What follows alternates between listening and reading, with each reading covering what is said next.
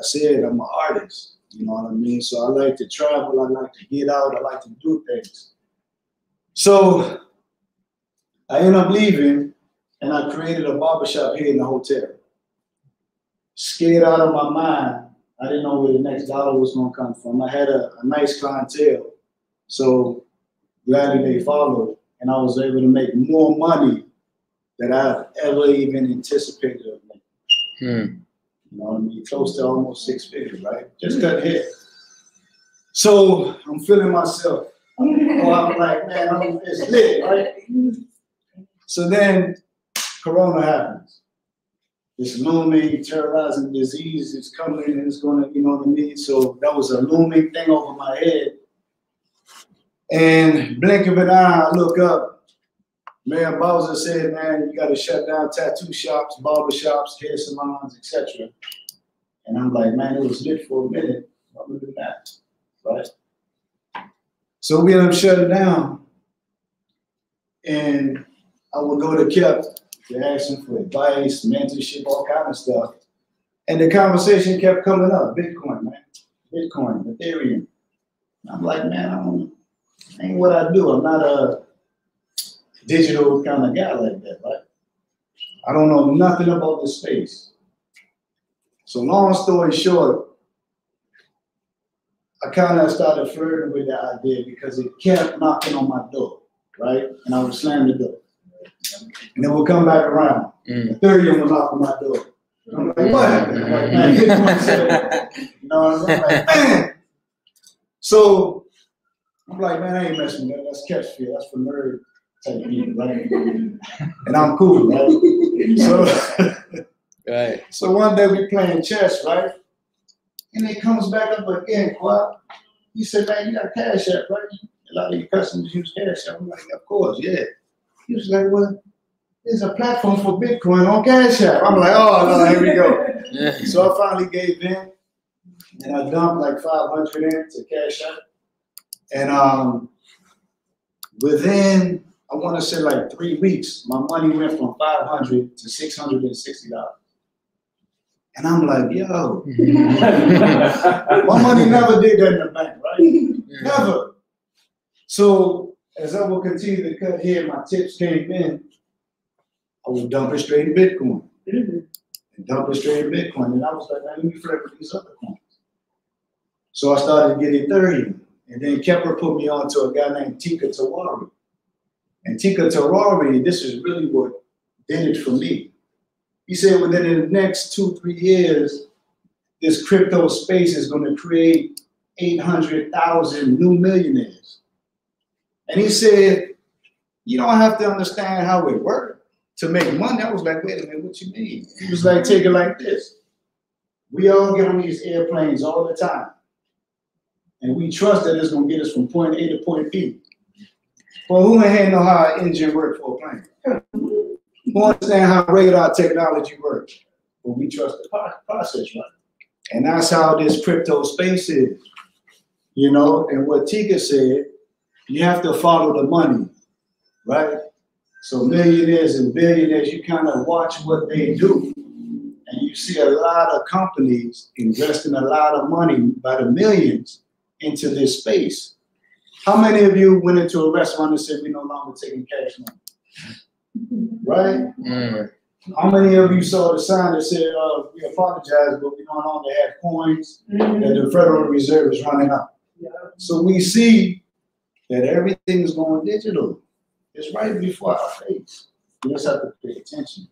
And this is somewhat for me, just from learning a little bit, I'm just months in. Literally, months in. And I'm learning that it's like getting into a company at the ground level. So if any of you know about, you know, getting into a business like Ben's Chili Board, if I would have invested in you guys, I would have been good, right? So, yeah, so in a matter of 4 to 5 months, guys, my portfolio are now in 5 figures. Just from doing what my big brother say, and he done sent me Bitcoin through my wallet, and you know what I mean? So it's fun, you know. But without further ado, I'm not gonna hold you guys. I just wanted to give you my personal, you know what I mean? You're looking at a guy who's not formally educated. And I just surround myself with smart people. You know what I'm saying? And I'm able to benefit. So without further ado, I want to bring on my big brother, Kepler.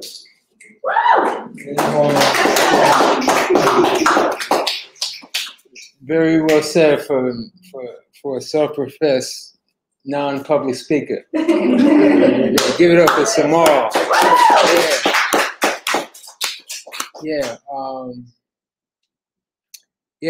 Well, I mean, this is, you know, just coming here tonight, you know, he touched on the, you know, just this year, we all know what's going on. It really felt weird, you know, because, I mean, everything that's happening right now, you know, it's so easy to get on Zoom. And so it's just like, I don't know if I met anyone new in a long time. Like, that's speaking for me. And I see people every day. I'm still running my business, and, you know, but, you know, I see some new faces I've never seen before. So maybe this would be a good time for maybe everyone to briefly, I just want to hear some voices I've never heard before. It's just refreshing, you know, because I think, you know, obviously, if I'm sure we're all hip to this pandemic, right? Right. Right, we should all be hip, man. This is a non-zombie event.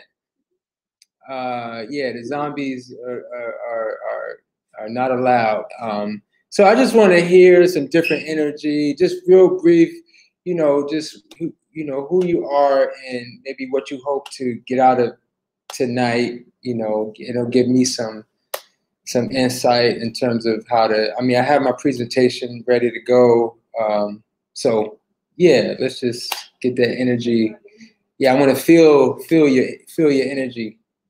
I'm Luna. Luna, hi Luna. I'm a tattoo artist. I'm from DC, and honestly, I want to get into Bitcoin because of what you guys were saying.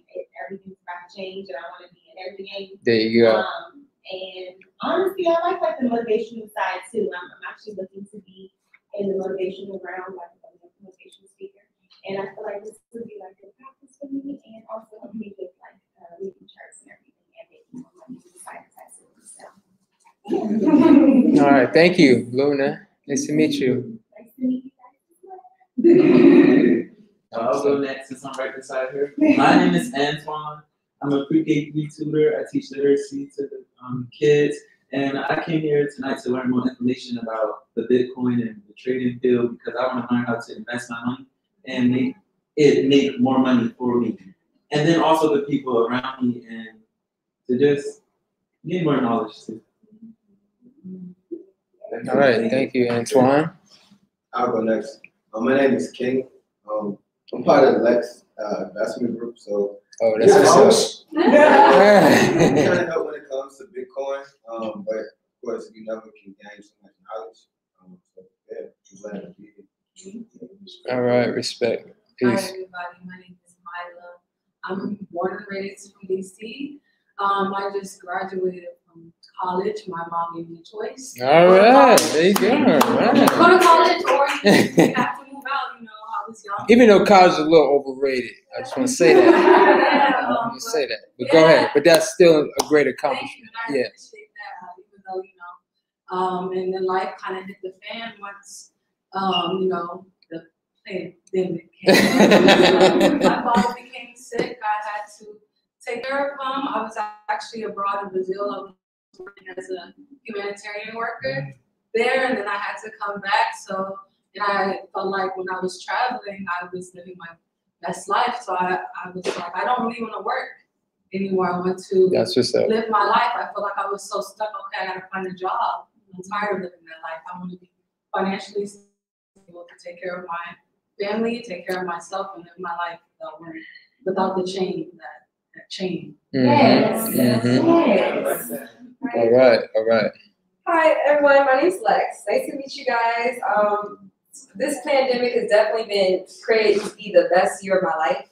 Just gave me my options of power and just self-accountability and getting out the mud in ways that is outside of the norm. Like I thought I had it going on with my own business, like opening my new e-commerce business, and then all that like switched, and I had to be dependent on the post office, had to be dependent on outside sources, inventory, and then as soon as I came across it, Kepler told me about it back in February, and literally mid-conversation, like 10, 15 minutes in. As soon as I saw the vision, I was like, whoop, viral cash app. And I've just been stacking and stacking, and I'm just so grateful and appreciative of Kepler. And yeah, so then that got me into like the foreign exchange space. So I opened up my own investment group called House. Yeah. And yeah, so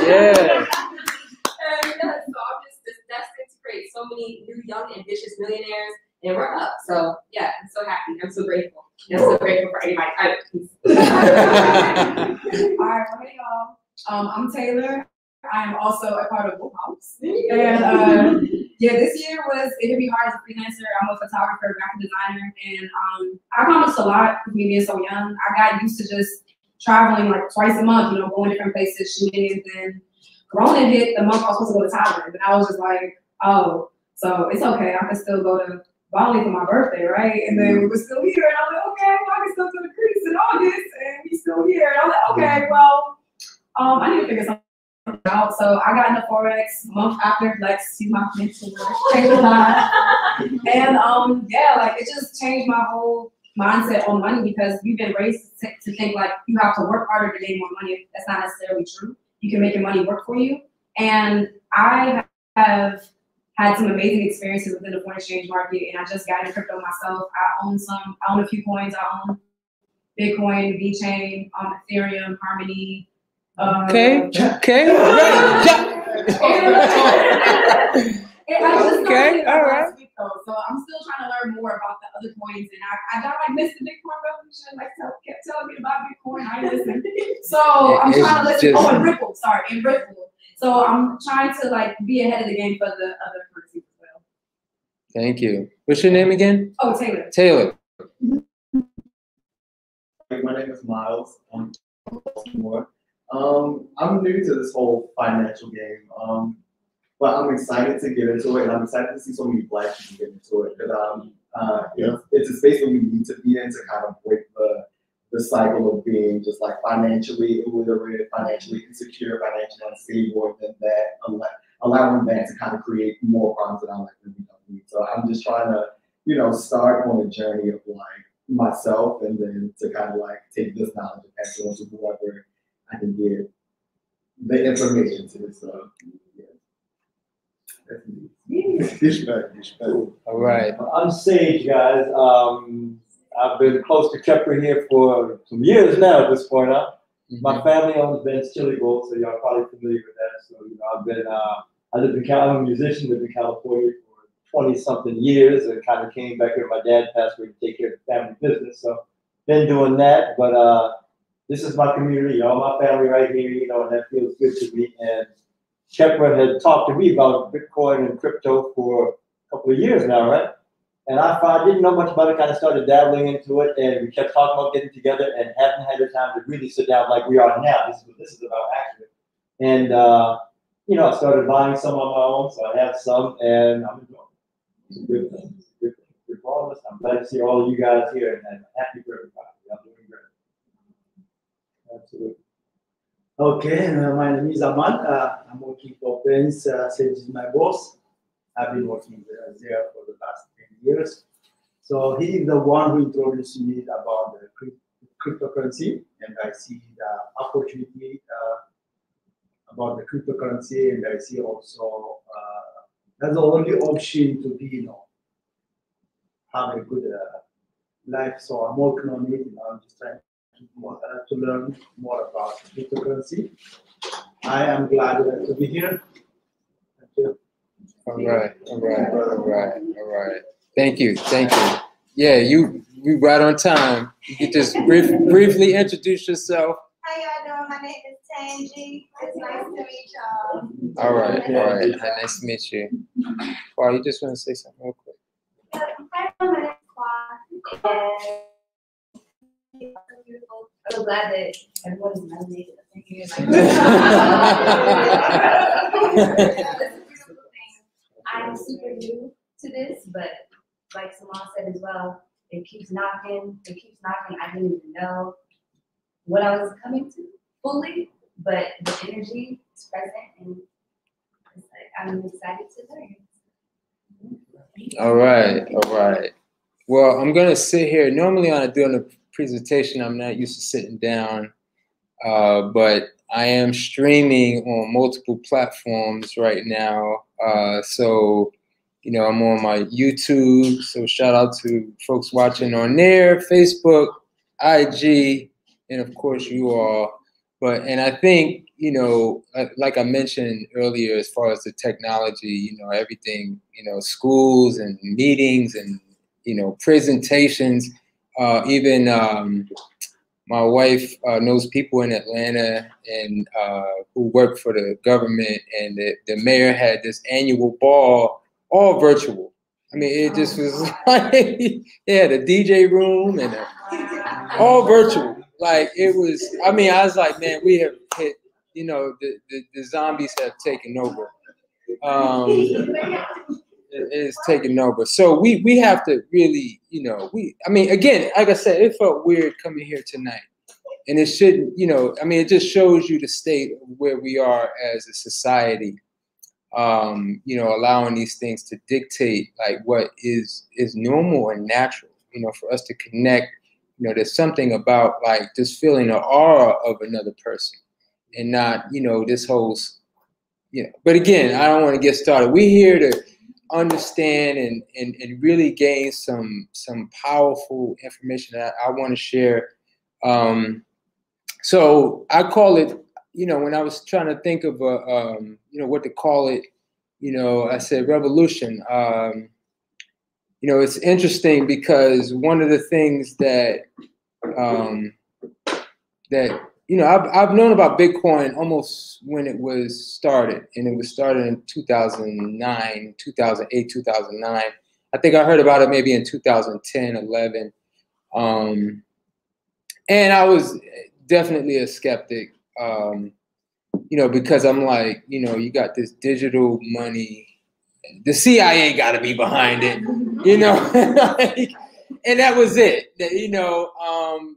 You know, I had really, well, let me save that for later. But as far as what I just really want to touch on this because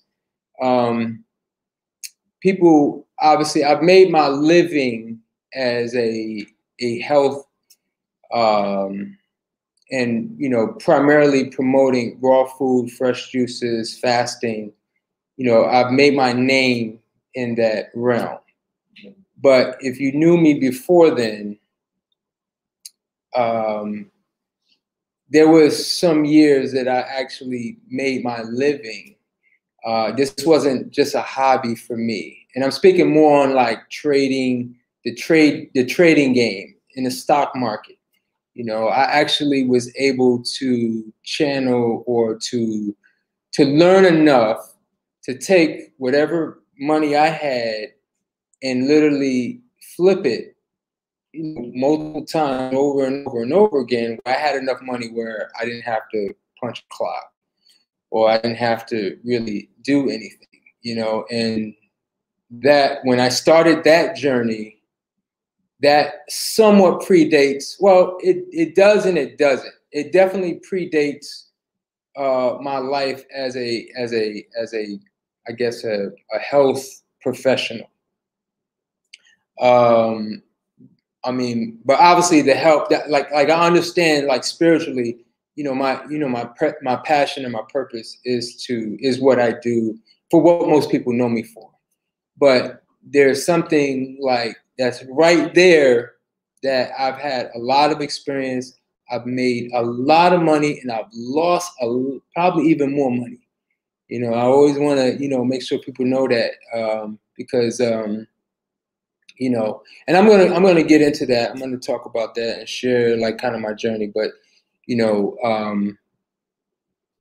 Bitcoin revolution. And as I began to, you know, when the light came on and as I began to learn more about it, I said, man, this is revolutionary. This is revolutionary. You know, so I really wanted to share because, you know, my experiences over the last 20 years have led me to this place right here, right now. And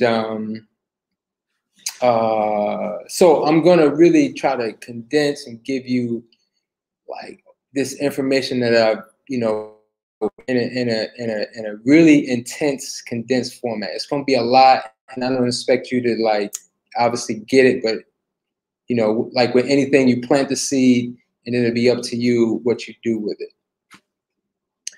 All right. So that was a flyer that I made. You know, so it's just some questions like, you know, is it too late to invest? I mean, Bitcoin is like hitting all-time highs. You know, and then, you know, so some of the things, you know, we're going to touch on, but this slide here,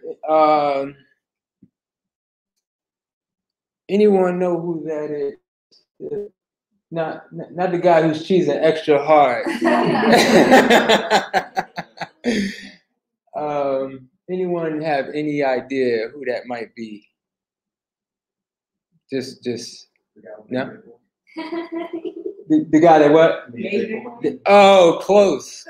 That's a great guess. That's a very clever. Well, his name is Max Kaiser. Let me kind of tell you how I just got into trading. You know, I think it's I mean, I find it interesting, but I think you will too. You know, when I was in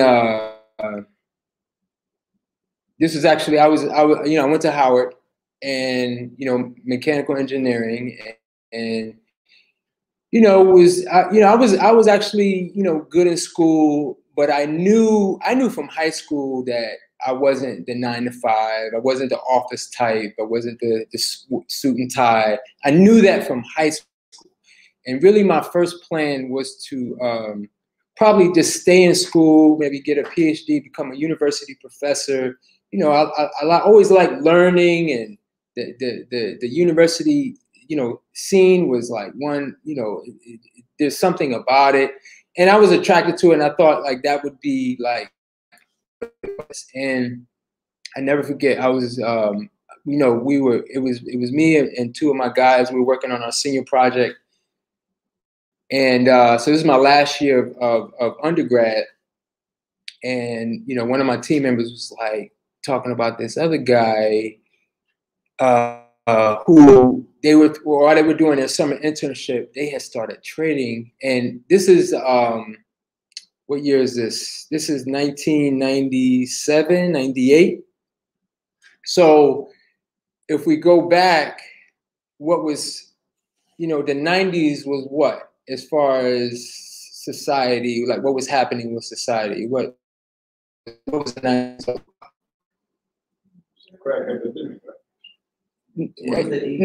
No. Well, just in terms of like, the 90s was the .com. There you go. Like, yeah. The .com. That was the .com. I mean, when I entered college in 1990. I didn't have an email, and I went to an engineering school. We didn't have email. We didn't use computers, and I was at a, you know, I was in a, you know, in a major that, you know, that's what you know what I'm saying? So, you know, you fast forward some years later, and, you know, everything, especially, so in the stock market, you had the New York Stock Exchange, and then you had this new exchange which held all of the technology companies, which was the NASDAQ, which is still around, of course, today. And the .com thing was crazy, and people were, you know, there was all kinds of new companies and new services, and you know, even back then, we look at, because now, you know, that's what they're calling cryptocurrency. Cryptocurrency is the new .com. Is the new, you know, in terms of everything that's happening right now with the space. We can look back very recently. And this was my introduction as a trader, you know, looking into it. Now, I didn't get into it right then and there, but when we had that moment in my senior project teammate's apartment, and he was telling me about what they were doing in that summer, and they made like $3,000 or something. Like, I said, I'm doing that. I'm doing that. Like, and he showed me this book, and I remember getting that book. I mean, I wouldn't recommend that book today, but it was a really gung-ho, exciting moment for me to say, yo, that's what I'm doing.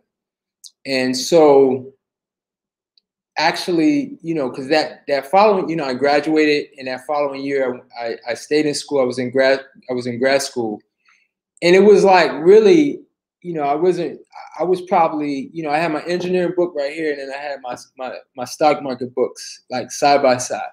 And I was probably giving more attention and energy to the stock market books. And remember, the online thing, I mean, I think back then, I mean, that's, you know, I had a dial-up internet connection. Maybe some of y'all young enough, y'all don't even remember the dial-up where you clicked and you actually heard the dial tone, and then and then you was connected. And then it wasn't that fast. Like a web page would take 3 minutes. Right. Exactly. And so, but it was exciting time. It was a lot that was happening with the space. And then the investment opportunities was, you know, a lot of people made life-changing type money, you know, just to understand, just to kind of see what could be. And so, and this started my trading investment career. I think I had started trading sometime between the late 98 and early 99. So if you look at the NASDAQ and the bubble, you know, because part of what was driving these obsessive gains was the whole Y2K. Everything was Y2K. You know, you got to be Y2K compliant. You know, else your system is gonna you know, because I mean, we had never seen you know, everything was 19 and all the computers was like just the last 2 digits, and it really just ended up being a bunch of hype. You know, it was just like reason to, you know, pay a bunch of money for whatever, you know, to get your computer and your network and your system Y2K compliant. You know, so it certainly wasn't the end of the world, just like 2012 and just like 2020. The world will continue to go around and around. And, you know, a lot of these things are created to create opportunities, you know, in the stock market, you know, to create mass fear. And we saw that this year, you know, and especially with the price of Bitcoin, you know, so, you know, that really started it. I started to, you know, obviously in the beginning I was just losing money. I didn't have any idea what I was doing, but I was doing it. I opened up, you know, online brokerers were a new thing with the internet because the internet was new. Now you could sign up with my first broker. They're not even around. It was called Discover Brokerage. It was an online broker. And you can log in to your account and look at a stock and hit buy and hope it goes up and hit sell. But because before that, it was like you had to actually deal with a broker, you know, who would execute those orders for you. So the online broker, and then you would pay, you know, probably a good amount of money. You know, that's how they make their money, is on those fees. So with the online broker, you could pay $10 for a trade. You know, that was the sales pitch. And, you know, you make your own decision. You don't even have to go by, you know, what they may recommend. And then this whole day trading thing happened from that.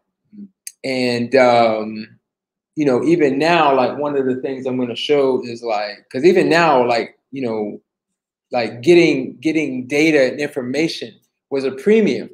Like now, I mean, pretty much everything you could get for free. just even on your phone. Where back then, I mean, these cell phones were a far, far cry from these quote unquote smartphones. You know, so information data, I mean, it was really it was, I guess, my time in terms of not just seeing technology and how it can change, you know, our lives and how we do things, but then from an investment opportunity. Because see, what's happening, what's going to happen, and it is happening, whether we realize it or not, is cryptocurrency is going to change the whole game, everything. And why is it going to change everything? It's going to change everything because it is efficient. And human nature always wants to go towards greater efficiency. And so that is the thing with cryptocurrency, is that the efficiency, the fact that we can send, or, you know, because that's what Bitcoin is. So I think I talked enough about myself. We can go to the next slide. But, oh, did I say who this was? No. Okay. so, well, okay, I gotta fill in my story then. So, you know, after the .com, you know, we had a boom and bust cycle. So, you know, and I remember I traded, y'all familiar with the company called Qualcomm? Well, Qualcomm, they were responsible for, like, if you had a cell phone, they made a chip that went into every cell phone. Like a SIM card? I don't know. Yeah. I mean, I didn't need to know all the, but yeah, I don't. It could have been that, but I think it was something more with the processor. Yeah, right. That made it. You know, I mean, it was a big time company, and I never forget. I was buying options on Qualcomm, and at the time, because Qualcomm was, you know, it was like in the high hundreds, you know, like 600-700. And I never forget, and I don't know if this was December 31st or it was somewhere around that time. But I remember I got into, Qualcomm did what we call a blow off top. I'm going to explain later what that is. But basically, a blow off top is usually when something that literally is going, the price is going vertical, and usually that is the time to get out. Like, especially if it's made like massive gains, but literally, Qualcomm went from $800 to $1,000 in like maybe a couple of hours. I got in and out of it like 4 times and made money because I didn't know what a blow off top was, you know. And I was like, man, I get in, and I'm like, man, I'm up like 1,000. Let me sell, and then it kept going up. I was like, oh, let me get back in. Oh, what's up? Yeah, that happened like 4 times within the span of a trading day. I got in, I got out. I got in again, I got back out. I was like, oh, this got to be the hot. Nope. It kept going up, kept going up, kept going up. So I'm gonna, because we're gonna talk about some trading. I'm calling it 1001 because I'm gonna give you. There's 1,000,001 indicators. So I'm gonna give you the nitty gritty of what I feel is the nitty gritty,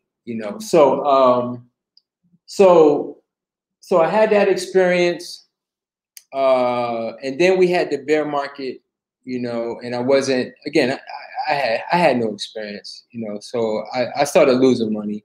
I think I had made a good amount of money, at least for me at that time. I was still in my 20s. And I was like, man, I don't know how much money I had. I had somewhere in between. I think by the time that run was over, and mind you, I'm a grad student.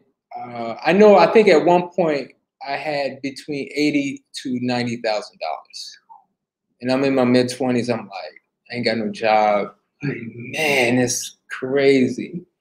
But I didn't see like the macro. As traders / investor, you can trade for the short term, but you gotta, the macro is way more important. One thing I've learned all my lessons over my 20 years in and out of trading is that the turtle wins the race. You know, I mean, it's great to trade and to make money. Like, it feels good. It gets that dopamine, endorphins, and all that. But it's that macro, and this is definitely a macro guide, and I'm understanding that too. So we fast forward to we come up on the 2000s, and we have .com, and you know the .com thing did what it did. Obviously, you know, it's all present in our lives. It's, you know, it's become normal. You know, Amazon and, you know, Google and Apple, you know, et cetera, et cetera. But then what happened in the 2000, you know, from, you know, the 90s, we had the .com. Now in 2000, anybody from 2000 to the last decade, from 2000 to 2010, what was the, if anybody just take a while, you know, what was like the, what was significant? What was the big trade? You know, when we think about like society, what was happening? This may be a trick question. Well, it's not a trick question, but a tricky question. Social media? No, not so much. I mean, just in terms of like politics, economics. Okay, oil. I mean, you're getting like. Well, okay, very good. We had the housing market crash. So what did that do? but why did it crash? Why did we have a real estate crash? Okay, okay. I got something for you at the end of this. That was very, very good. Yeah, very, very good. Right on point. We had massive money printing. And so from 2000, and especially, you want to say something? No, I was going to say that when they figured out that the U.S. Didn't have enough gold or something like that. Well, to back up. Bingo. You want a prize too, don't you? See, and this kind of interaction, I just so appreciate so much, because we can't get this on a Zoom call. I'm sorry, we can't get this on a Zoom call. So yeah, we had the massive bailouts, money printing, and that put gold into focus, silver into focus. You was an investor in gold. Gold was the trade from 2000 to 2010. Okay, gold, I believe at 2000, somewhere between $200 and $300 an ounce. Silver was at like $4 or $5 an ounce. Okay, so by the end of 2010, gold peaked at around $1,800–$1,900, and silver peaked at $50. And so right around 2010, that's when I really started, and this is actually, you know, right around the time of the birth of Bitcoin. But I have to back up because,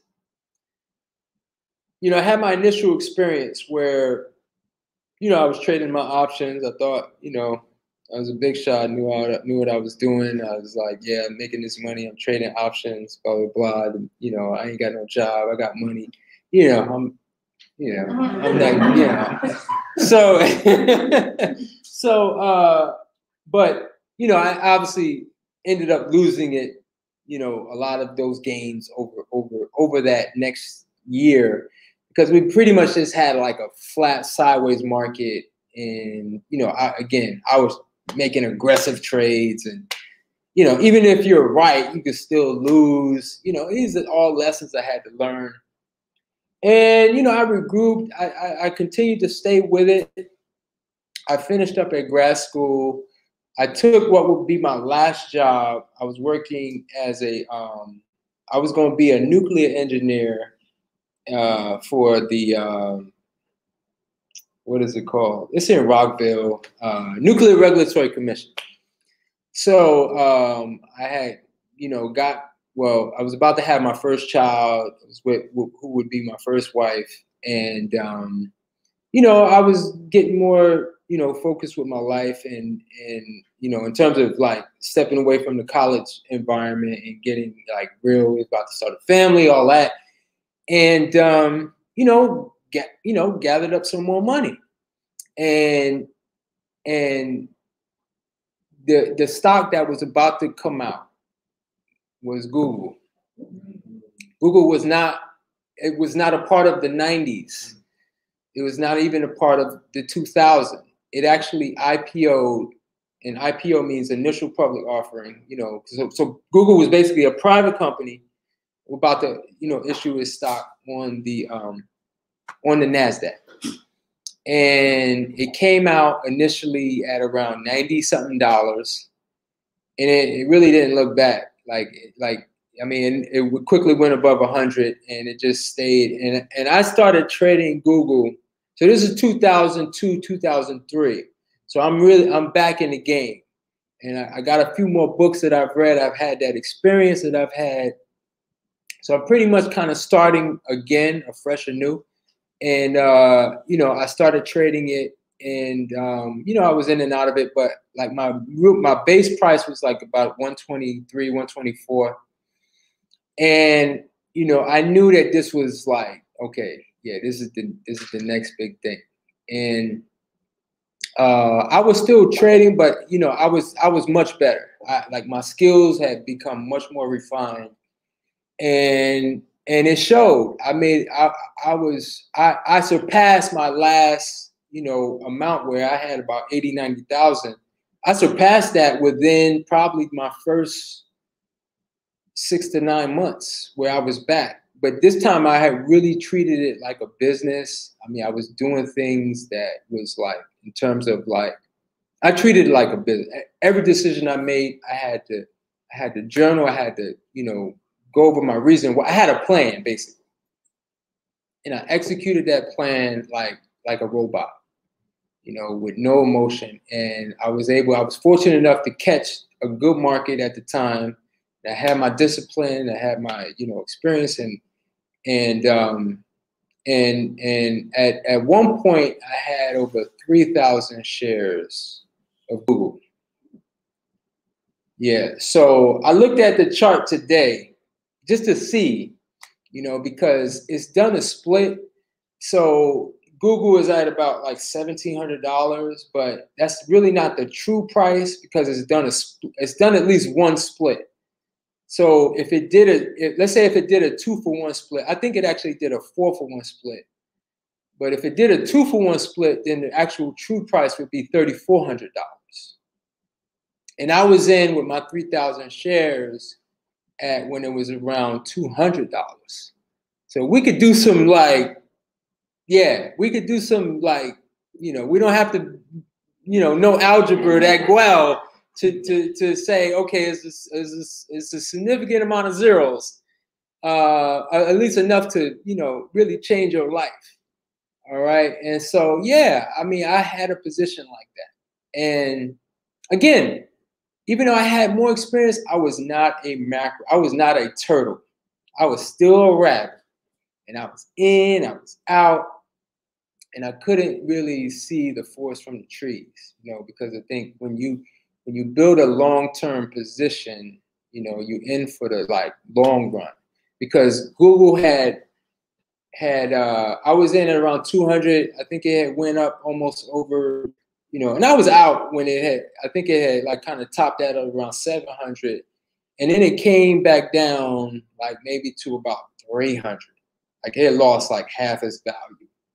But then, you know, we look at a long-term chart, like since then, it's just been like,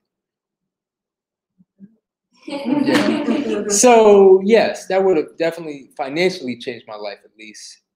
But I obviously look at that experience and I'm like, well, had I held my position and just adjusted to just, you know, more of a long-term, you know, obviously I would have been very successful financially in any way. But I wouldn't be doing what I'm doing now with the food and I get so much joy and satisfaction from doing that. So that's how I you know, like basically it's like, okay, that was supposed to happen. not just for me to learn that lesson or just have that experience, but then to, you know, to understand that I talked about the turtle versus the rabbit. You got the turtle wins, but then to, you know, really get into my purpose. You know, and even, you know, since then, you know, I started really doing what I'm doing now as a profession. Really, you know, and, you know, I mean, a lot of you are familiar with my journey, you know, having a shop on 8th Street and, you know, the ups and downs and everything, and mostly ups, all ups, you know, even the downs were ups. It's just been wonderful. All the people I've met, no amount of money could replace that. And so, but, you know, even all through the years, these past, 15 years, I've been doing this, like professionally, making food and fresh juices for people, you know, as my living. You know, I never let go. I never let go. I said, all those experiences was for something. Like, I'm just not supposed to just ignore those experiences that I $100,000 liquid, where I you know, that, you know, I don't owe nobody no money, you know, ain't nobody looking for me, you know. It's like I could travel around the world if I want to. I mean, that's an experience. I know that feeling. Okay, and so my thinking now, if I'm able to, you know, use my investment experience, you know, to place myself possibly in a position similar to that, or even beyond that, then I can do what I do now at a much higher level. And I can have that much more of a positive influence and a benefit to people in terms of what I do. So that's been my thinking and my mindset, you know, just over the years. And it's funny because now I finally get to this guy, because I was on, you know, I started looking at gold, and I started really more silver, because silver was like poor man's gold, right? You know, because when I started looking at silver, I saw it hit 50. I saw gold get up to about $1,900. And of course, I knew all the reasons, you know, the quantitative easing. I don't know if you're familiar with that term, but that's basically the Federal Reserve just basically creating money out of nothing. Nothing is backed by it. They're just flooding the market with money. You know, I knew all the gold gurus, you know, who were like, yeah, gold is going to $5,000, $10,000. Silver is going to $100, $200. You know, so I started buying silver, and I was actually buying the actual metal. There's one coin I still have. I didn't bring it with me, but you know, I started accumulating silver, and my goal was to get like 1,000 ounces of silver. And I think I started buying it when it was around 30, and it started coming down, and I was just buying. I didn't care, because I actually had the whole and silver, you know, is more of actually an industrial metal, because it's used in all this technology. It's used in every cell phone. Is you know, gold can be used in place of silver, but gold is used as a store of value. So this is where Mr. Max Kaiser came in, because he has a show on RT, Russia television. He's not Russian, he's American, but Russia television, RT has a American branch, and you know, they broadcast over YouTube. Because like I said, I was thorough with knowing everybody was talking about gold and silver, and that's why I was listening to him, because he would talk about what the government was doing with the Federal Reserve and all that, and all the money printing. And so it was not only him, but what singled him out was, again, right around 2011, he started talking about Bitcoin. I'm like, what the hell is he talking about? You know, and a lot of gold bugs or gold gurus were bashing Bitcoin. They were like, oh, this is nothing. This is, you know, this it's gonna go to zero. You know, you hear all the talk like, you know, this thing is, you know, I mean, because the reason why you buy gold is like you have a tangible asset. You have something that's real, something that has properties, something that we've used for thousands of years as an exchange. You know, Mansa Musa, who's, you know, reportedly the richest man ever, had infinite amount of gold, right? So it goes back to, you know, it's just human history. As far as money, you can't not talk about gold and not and money as far as human history of money. But, you know, so he started talking about Bitcoin. Like, and he was talking about it a lot. And to the point I stopped following him. Because I'm like, yeah, I don't know about this Bitcoin. I just like, because, you know, I was just really getting into the gold and silver. You know, and I was starting to buy silver, and I'm like, okay. And, you know, you hear about Bitcoin, you know, it's like going, and then there was a hack, because one of the few places, because it was hard to buy Bitcoin back then. I mean, when he started talking about it, it was $1. I mean, imagine Bitcoin but it was not easy to buy. You couldn't log into Cash App, you know, and now PayPal, or, you know, it was, but this might have been one of the few, one of the few exchanges was Mt. Gox. It was in some other country. It got hacked. A lot of people lost their Bitcoin. And, you know, just being in the, you know, just being, you know, in tune with the investment world, you hear about it. Oh, yeah, exactly. You know, I mean, that's just par for the course. That Bitcoin stuff, that joint is CIA is behind it. It's something, you know. So, but then, you know, and I think the price crashed somewhat, but it regrouped and it continued to march on and find its footing and continue. And one of the gold, I mean, he's still pushing gold. Like, I mean, there's nothing wrong with gold, and if you buy gold, like, more power to you. I mean, you know, like, again, you buying something that's gonna last forever, right? But probably the most famous gold guru is a man by the name of Peter Schiff. So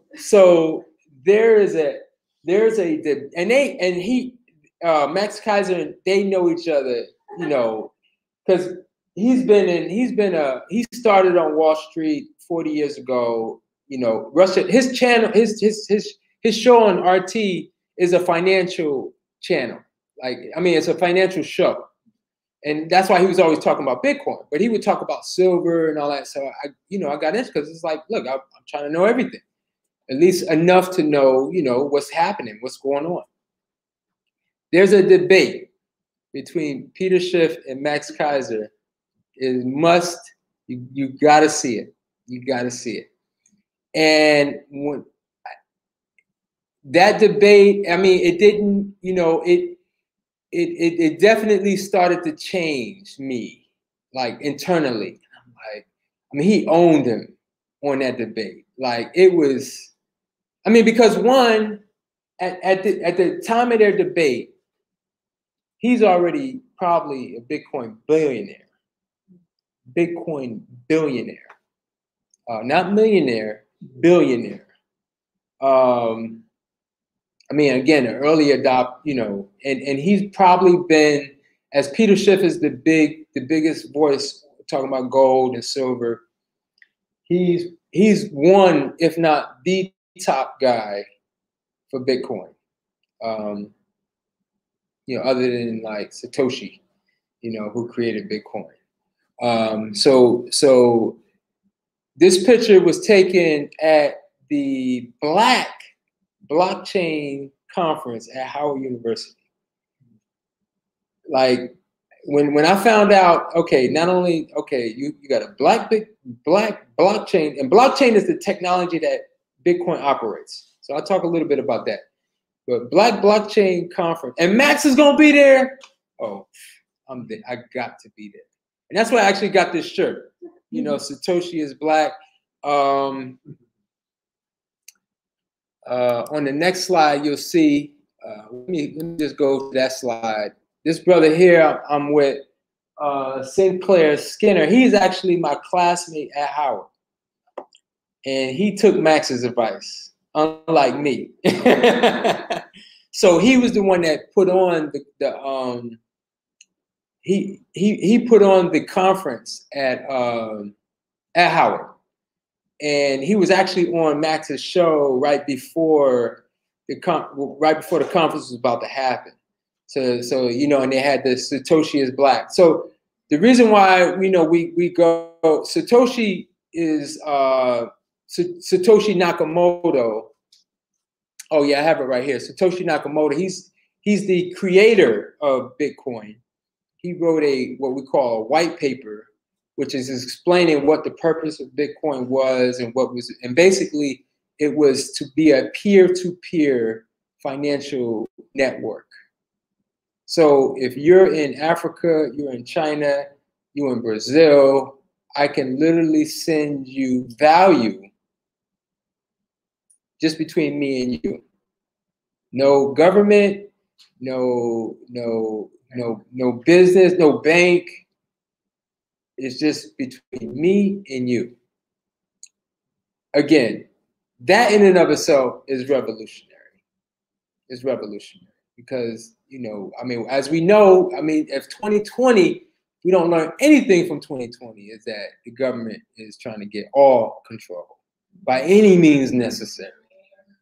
All right. And so now we have a network, a financial, social network that is global.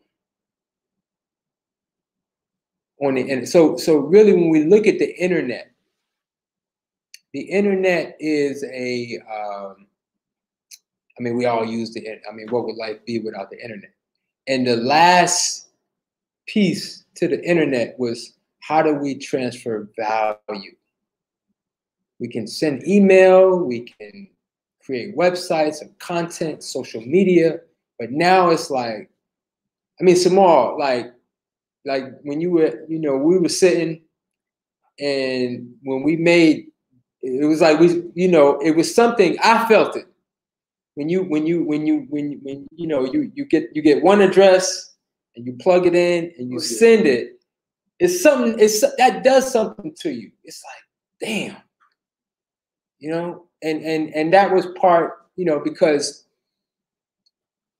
go back when I so, you know, it's important because for me to share this, and then we'll start getting into some nitty gritty, you know. But when I so again, now this shift is starting to happen. Now Bitcoin, I guess 4 years, is it 4 years ago? December. Well, it made its run, its last big run in December. I guess I could bring up the chart. Well, it's either 3 years ago or 4 years ago to this month. Maybe even, well, maybe not to 2017, right? Right, the 2017 run. Yeah, it was 2017. So it was 3 years ago. Yeah, right. 2017. Like, again, you heard about it on CNBC, all you know, Bitcoin running up to 20,000. And I'm like, that, you know, whatever, you know, like I was still not a believer or whatever, and it hit 20,000, and then it, you know, it obviously started to crash and come down, and when it came down to about, I think it was around 7,000 or 8,000. And then I saw the debate with Max and Peter Schiff. And it was something else. And then I said, you know what, I gotta look at this thing. And then, you know, I just started, you know, and then obviously, you know, you go into YouTube University, and I'm going on videos, and I'm just, you know, I'm looking at who's ever talking about it, just all different perspectives. You know, I'm going in hard. And then there was another moment that I had, because I had accumulated about maybe about roughly 400 ounces of silver. So, you know, given silver at the time was around $20, that was about $8,000 to $10,000 worth of silver in my. I had it in my safe at home, and then, you know, and then it hit me. It's like, in today's world, because now we're seeing things like Uber, obviously got Facebook, Netflix, everything is online. Everything is like streaming and, you know, just in the cloud, right? In this thing we call the cloud now. Like, what is my silver worth? Sitting in my safe, in my basement. Like, it ain't worth nothing. That's what I said to myself right then and there. I'm like, you know, because everything is like, I mean, if I decide to travel, or let's say I want to move to another country, it's like I can't even, that thing is heavy. I can't take it with me. I mean, it's difficult to you know, to store. I gotta have the safe. The safe is bolted to the floor. I be forgetting the combination. I'm like, what is this worth? I mean, okay, yes, we know it has value, but even at that moment when I said, you know what, I'm selling it, and at that moment the light bulb went on. I'm like, okay, yes, it's Bitcoin. It's all about Bitcoin, and even to sell it, like I had to send a request, because I used to buy it from APMEX. APMEX is probably the you know, it's one of the reputable, you know, online, like where you could buy gold and silver, you can buy coins from all over the world. And, you know, just the process of selling it back to them, you know, I had to package it and get a quote and do this. I mean, it was so like 1991, you know, before the internet, you know, and I'm just like, this, my silver, this, you know, so I sold it. And then I started, you know, trading Bitcoin, losing money, of course, you know. But, you know, I knew, I said, okay, yeah, this is, because it eventually needed to come down to its, what became its low, its next low, which was around 3,000. So we'll pull up a chart, you know, later on, when we get into like some of the, how we, you know, how we look at, you know, because I'm going to go through some technical stuff. But yeah, so then, you know, it was really just a matter of just really getting as familiar with the space as possible. And then the whole process, and this is what I want to also hope to do today, is because it was like, okay, how do I buy it? And I think Cash App had just started have that as a feature. So I started buying on Cash App. I think I opened Coinbase. So Coinbase is a popular exchange. I'm going to talk about like the exchanges and the accounts and all that.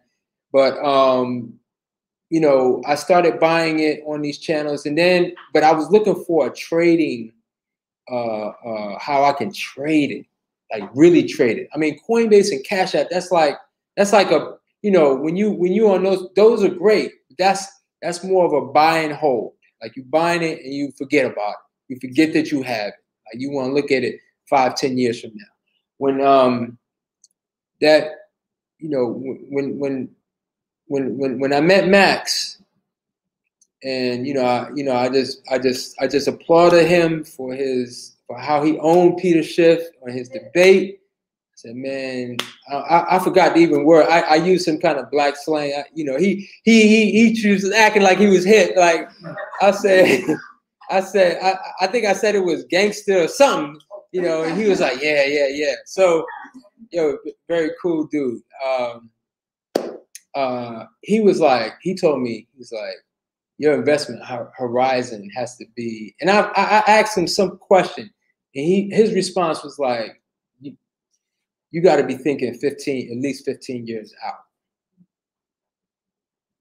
Bitcoin is not even, I think it just turned 10 years old. So even for those who bought in at the beginning or near the beginning, I mean, it's still in discovery mode. Like we're not even, I mean, it's still the beginning.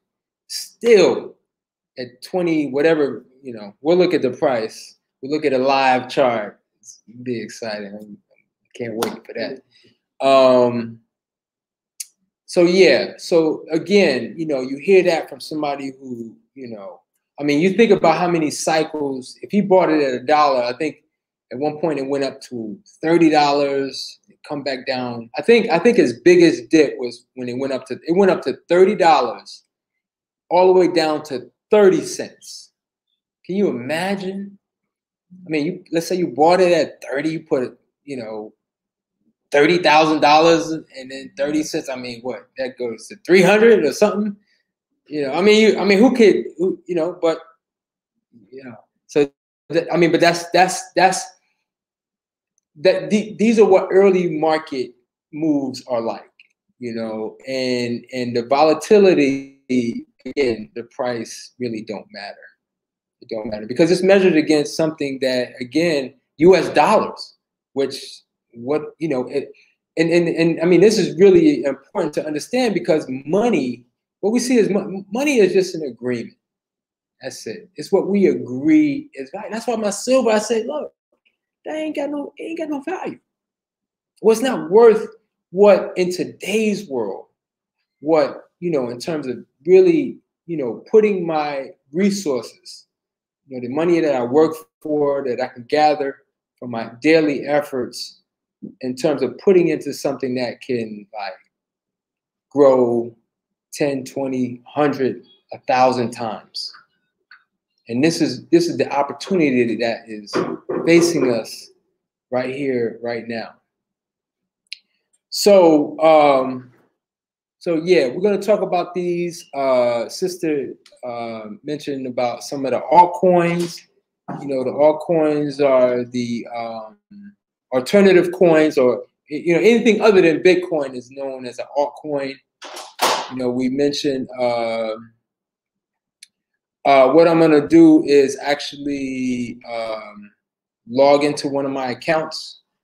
And I'm not going to, well, what I wanted to do was actually show or demonstrate sending Bitcoin from one account to another. But it takes about 30 minutes. And I said, no, I don't, you know, that might be too complicated. But I'm going to definitely make a trade tonight, just to show. Because it's one thing to buy it on Cash App, or now it's offered on PayPal. Somebody on my Facebook had commented that they bought $20 worth of Bitcoin through the PayPal. So, you know, the adoption is happening quickly. And so, and like I said, we'll discuss all of these things. All right, so we come back to, all right, so, you know, when we get into like, I'm gonna go through this really quick. You know, going down here to the bottom, you say peer-to-peer social financial. That's the revolutionary power of Bitcoin. I got this terminology from anybody familiar with the Winklevoss twins. The Winklevoss twins. Who were the Winklevoss twins? You said the creators, right? The white guys from Facebook, right? Yeah, the Winklevoss twins. If a good movie is The Social Network, it's a really good movie. It's basically the story of Facebook, how it was created. Mark Zuckerberg, you know, and the Winklevoss twins were at Harvard University around the same time, and apparently the Winklevoss twins basically, I mean, I can't say that they solely created it, but I mean, they did work together, at least from my understanding, the Winklevoss twins with Mark Zuckerberg to create what we now know and what we all experience as Facebook. So they eventually split ways. I guess they, for whatever reason, I think they touch on it in the movie. But long story short, they ended up having a huge settlement you know, and got, you know, maybe, I don't know, maybe 50, 100 million. It was at least, what's that, 6, 7, at least 7-figure settlement from, you know, their contribution to Facebook. And they heard about Bitcoin, I believe in 2012, 2013, and they started buying Bitcoin at, I want to say it was either $9 or $10 or maybe $100. But they put like over like 100, they put like millions when it was like $10. So right now where Bitcoin is sitting at, they are also today Bitcoin billionaires. But they have dedicated their lives now to not just Bitcoin, but cryptocurrency, the technology. They have an exchange that rivals Coinbase, which is called Gemini. So that's another good option. Yeah, Gemini, they're owned by the Winklevoss twins. Now, because of their contribution and their, you know, influence as far as Facebook, they understand social network better than anybody. And they're saying Bitcoin is the trade of this decade, maybe of this century. Because they say everyone that starts to get a part of the network, just like Facebook, it's like the network grows by that, it's my math. There's a terminology in math where Exponential. what would you say? The exponential, yes, the exponential. There's an exponential effect for each person that joins the network. So that's their terminology, a peer-to-peer social financial network. That's what, you know, and it operates, you know, we call it a blockchain, worldwide network of computers. And again, we don't have to technically really understand this, just like we don't understand how email gets sent from one person to another, right? So, but there's a worldwide network of computers. People actually use computing power to mine Bitcoin. And what's important to know is that the algorithm or the computer program is designed such that the maximum amount of Bitcoin that there's going to be created is 21 million. And so far we're at 18 million. So there's only 3 million left to be mined. I think it's the last one won't be mined for a long time from now, maybe like 50 years. I don't know the exact date. You said 2040. You said what? I think you said 2040. 2040. Okay. Yes. Okay. So 20 years approximately then. That could be very well the case. I know right now, well, you know, last year we just had a halving. Well, no, this year was a halving, 2020. So the last time, and we're going to look at the chart because the last time there was a halving was 2016. So what the halving means is that every 10 minutes, new Bitcoin is created. So right now, every 10 minutes, since we've been here, 12.5 Bitcoin are created every 10 minutes, right? 4 years from now, that will be cut in half to 6.25. So what's happening? Supply is shrinking, but demand is increasing.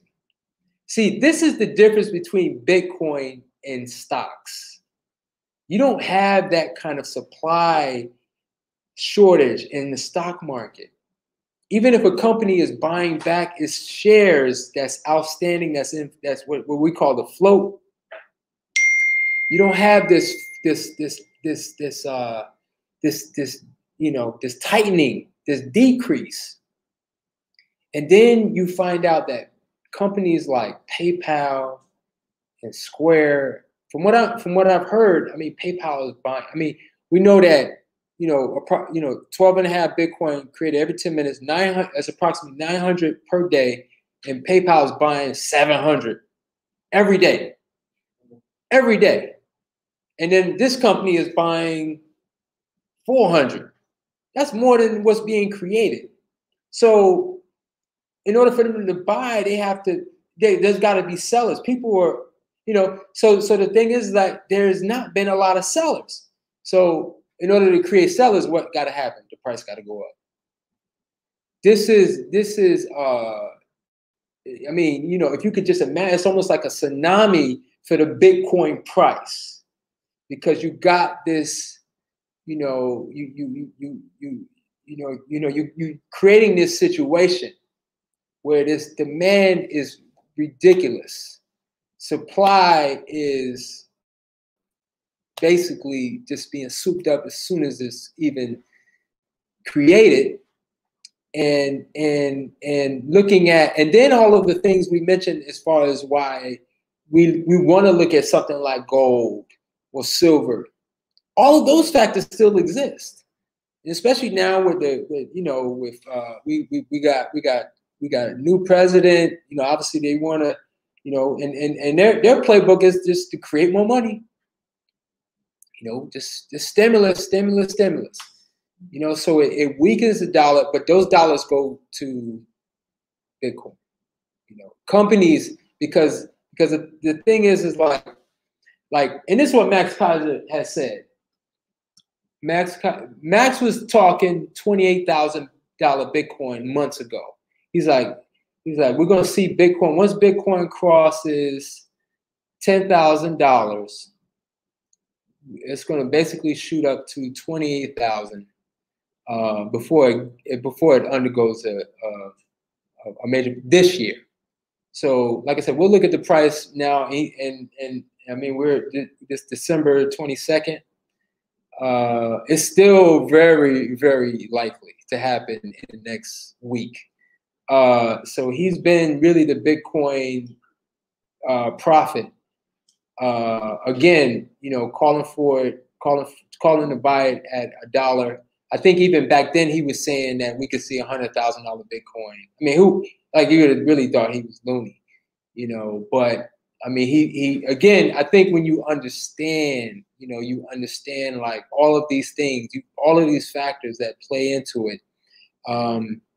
So we're all believers. We all understand. We know,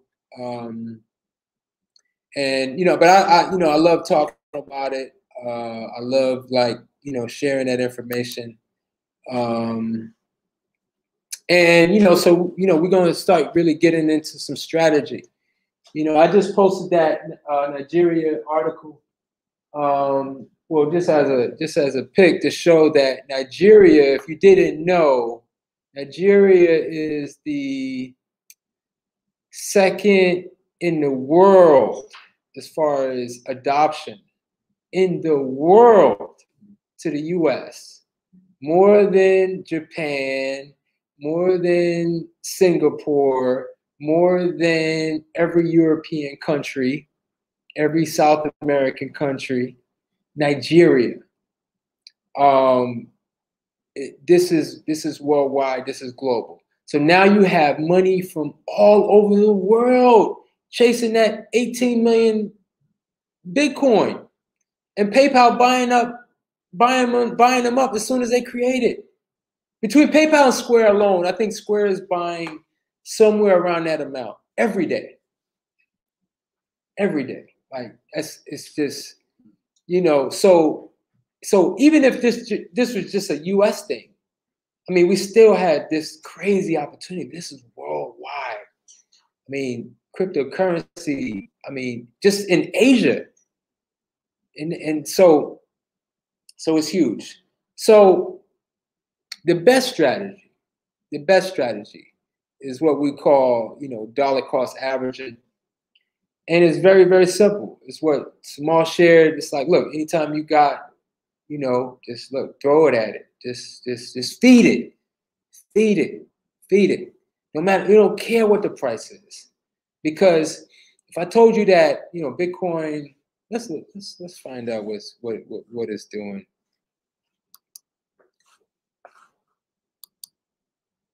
All right. It's at 23,600. Yeah. So it 23,006. You know, if I told you, okay, yeah, one Bitcoin will be worth 100,000. One Bitcoin will be 500,000. Like that. I think that's a conservative, like long-term outlook. Conservative, because you know the Winklevoss twins, who I mentioned earlier, they wrote a report, you know, making the case for $500,000 Bitcoin. And I think the biggest part of their math is basically Bitcoin as a $1 trillion market. I think right now its market cap is around 300 billion. Gold, to compare it, is I think 9 trillion. So if it reaches level with gold, I mean that's very likely. I mean you're talking easily $1 million Bitcoin. So I mean, you could just really just buy one and checkmate, you know, game over. Forget about it. Forget that you got it. Don't look at it. Who cares if it goes down to 15 or goes up to 30? You know, you just feed. I mean, that's the trade. That like now, you know, I mean, we're gonna talk about like if you want to get more riskier and try to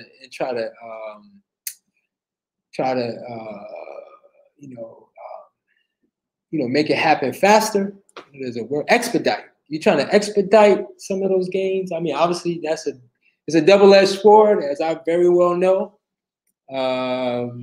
You know, we're going to discuss how we can do that. Because yeah, it can be, you know, a lot of us mean, you know, $23,000 is a lot if you just want to, you know, you want that psychology of owning one.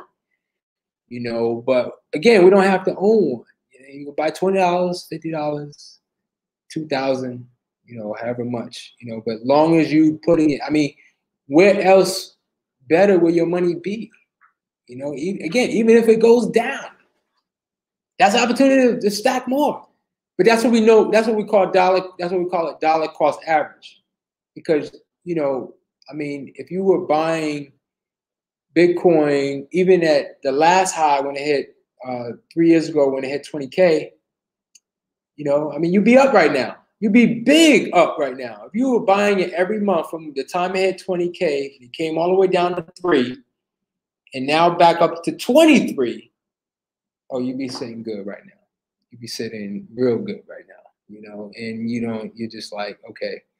So, you know, we're going to talk about margin trading and what that is. I'm going to execute a margin trade right here on this computer just so you can see it happen.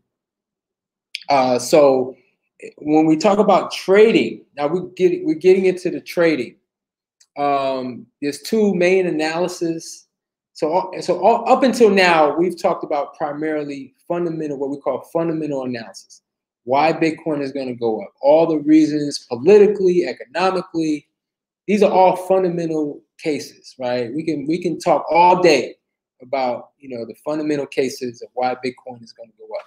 But technical analysis, what we looked at the chart, now there are patterns and things that form. I mean, as an engineer, that appealed to me to see, you know, to look at the chart and look, you know, analyze it. Like, because then you're analyzing not just the numbers, but you're analyzing like patterns, and you're getting into the math and some of that nitty gritty, you know. And then when you see it work, it can be very satisfying, you know. So we're gonna discuss. I'm gonna share with you the tools that I use in technical analysis. But we've gone through the fundamental analysis for Bitcoin. I think we've done that at length. All right, so let's get to the TA, technical analysis, TA. Now, when I started trading back, I don't know, 20 years ago,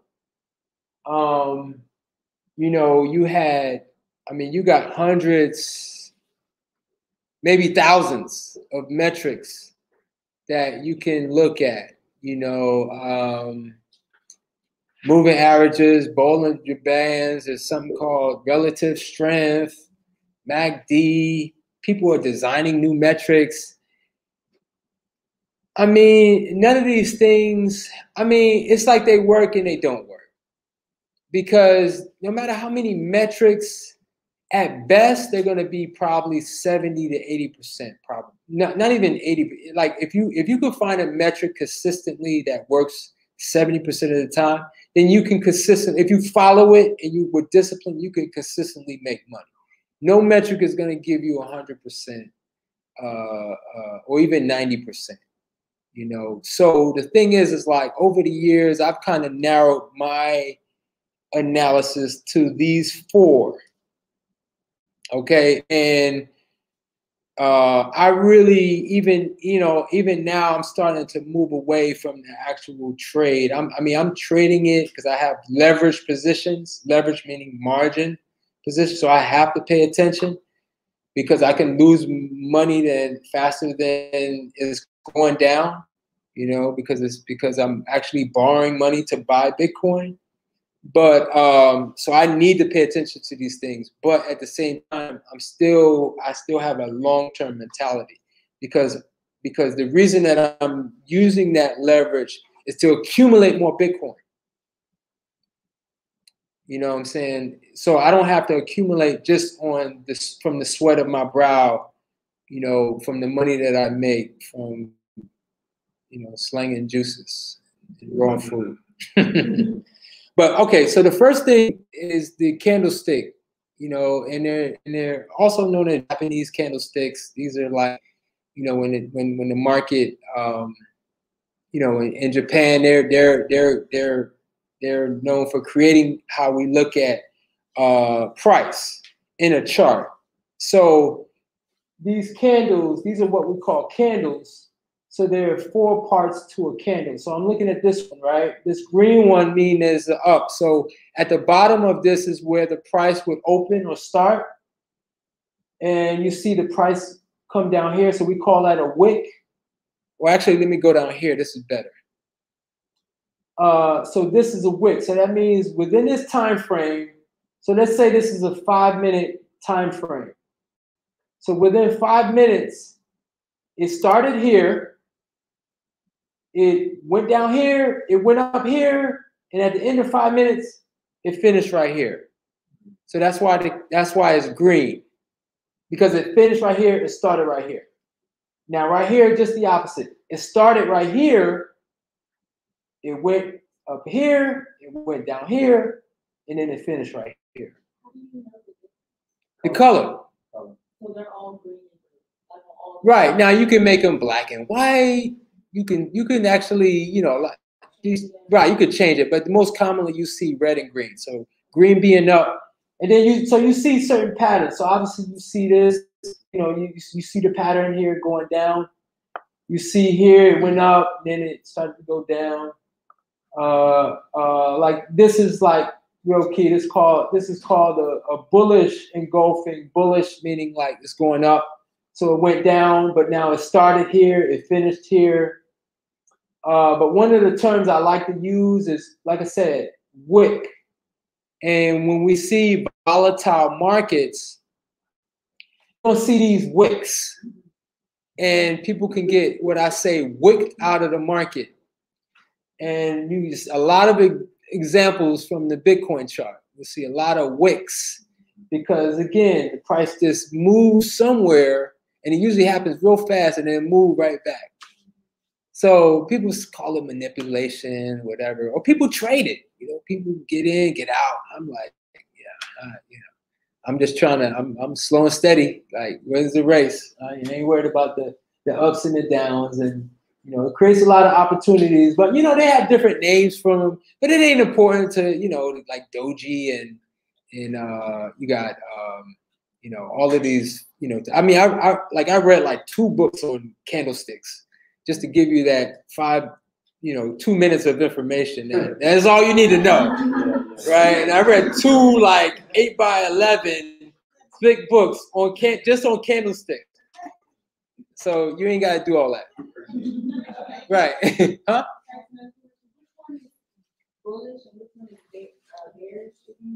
Okay, this one right here is bullish because you see it, like you see this candle. So this candle, this one candle represents a time frame. So it could be 5 minutes, it could be 30 minutes, it could be, usually when I look at a chart, I look at an hour. So this could be an hour, I also look at the 4-hour, I look at the daily, I look at the weekly, and I look at the monthly. So most of the time, if I'm trading, I go more to a shorter time frame. But if I want to get like a big macro picture, then I want to look at probably my favorite is the weekly chart. You know, and now I'll look at the daily to kind of see what's going on, because a week, this one candle will be 1 week, or one candle will be 1 month. We're gonna look at all of the Bitcoin. Matter of fact, let's look at them now. Let's go to all right. This is a 1 hour chart. So each one of these is 1 hour. So this starts from December 20th to right now. So this is like 3 days, last 2 days, right? And we see the Bitcoin. This is the all-time high right here. Right here, 24,204 around 24,200. So Bitcoin may hit an all-time high while we sitting here. Like it's like maybe $500 away. What platform are you on? This is good question. This is TradingView. Now, when I started trading in the stock market, you had to pay for this. This is real time. This is you see how it's moving? This is happening right now. Real time movement. Real time. So like, back in the days when again 20 years ago, you had to pay for real time data streaming. Yeah, you had to pay some, either you could pay, like you could like start an account with a company like this, or maybe through your stockbroker or whatever, but you would get it like delayed, like maybe 15-20 minutes. So you would get delayed charts for free. So now that don't even exist. Yeah. So now these different colors, that's like what I put on there. We're gonna talk about that. But again, I'm giving y'all the meat without the bone. Like I mean, that's if you want to, trade like I do. So this is a 4 hour. So you'll see how it changes. This is a 4 hour chart. So, but let's go out. Let's talk. Let's look more map. Let's go to a 1 month. All right. Let me go to a different one. All right. So I'm gonna stretch it out. So this is the month of December. That's November. That's October. So these last 3 months we've seen incredible. This was 3 years. This was 3 years ago. So if I go like this, let me see. Oh, that's not showing it real well. We're gonna have to go to a weekly chart because I'm gonna show y'all something. But yeah, so these candles are all 1 month data. Let's go to a weekly chart. Okay, so this is the current week we're in right now. So what's that right there? That line. That's a wick. That's a wick. So you got like the bears, right, who thinking like, oh, Bitcoin is too high in price. You see this price come down. What did it come down to? About 22,000. And then you see the bulls just take control. Once again, we got PayPal coming in. We got MicroStrategy coming in. All the billionaires are now quietly, they quiet. Billionaires are now buying Bitcoin every day. We want to follow these whales, right? That they're buying like, again, every day, because they got so much money, they can't just, just like, if they want to build a position, it takes time. They got a whole different strategy in terms of how, they get in and then get out, if they want to get out, because Bitcoin is money. It's like we're getting in to not get out, per se. It's like we don't care what the price is, and that's the trade. All right, so let me go back to, all right, so y'all understand the candles. We got full understand. We seen the Bitcoin candles. We seen the wicks. most important thing about the candles is just the wicks, and the more as you see it, you get comfortable with it. Yeah. I remember when writing this. I remember like this is how I memorized it because I'm a visual learner. The bulls, it's called bulls because you see a bull, it's always pushing his head up, like always going up, and then a bear is always walking with his head down. So that's what I like. Well, the one thing I want to say is, and this is good to hear this and good to know this. And I'm gonna show it with the chart. Let's go out. All right. And maybe Bitcoin is not the best example. But they say in Wall Street, they say the bulls climb up the stairs and the bears jump out the window. So when we see something go up, right? Okay, I could show you more so on a daily, or maybe an hourly, maybe better. 4 hour. Okay. So you see, like, when you see these down moves, they happen fast and furious, right?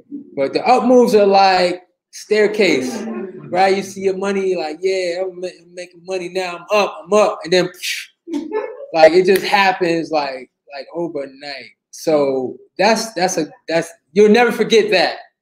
Never forget that. Yeah. And you see even this move right here, because it was like teetering up around 24, about to go up to 25, and then boom, that right down to 22. And you might have got wicked out. Like, it's going down, I gotta sell. Like, nah. So so this is where we're sitting at right now. So that's your candlesticks. So other than candlesticks, there's like probably the most common is you see bar charts. And the bar charts are the same as the candles, but they won't have a body. So that they'll just have maybe a mark to the left for when it opened, a mark to the right. So they're harder to read because you don't see the colors, you don't see the bodies, the candle bodies. So that's why most people use candlesticks. They don't use candlestick for candlestick pure analysis per se. They use candlesticks because it's easier to see the up and down. It's just much more visual, just easier to watch or easier to see. All right, so the next thing is this is a candlestick chart. I don't even know what. I just put it offline because I wanted to show what, in terms of the next metric I use pretty much, and this is to sort of time tops and bottoms. So I like this chart because right here, you see right here, right? This down here represents the trading volume, these bars right here. So typically when you see aggressive moves happening, especially after this big move right here, you'll see a reversal when you see a volume spike. So on the Bitcoin chart, if we go back to the Bitcoin chart, we have to go out to the weekly. We can see, we see right, this is the Corona dump right here. This is the end of the world. This is the time to buy when the world was going to end, right? We thought like the lockdowns and all that, it had gone down as low as 3,800. And this was not even, what, 8 months ago. But we thought the world was going to end.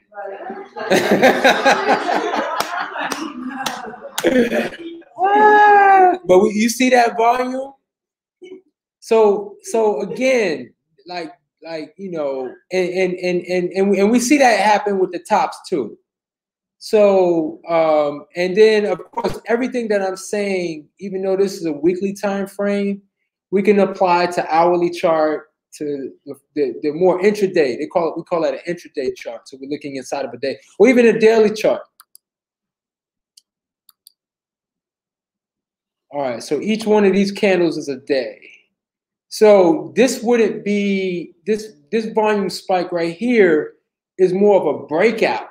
Like when we see that, then there's a good indication that is going higher.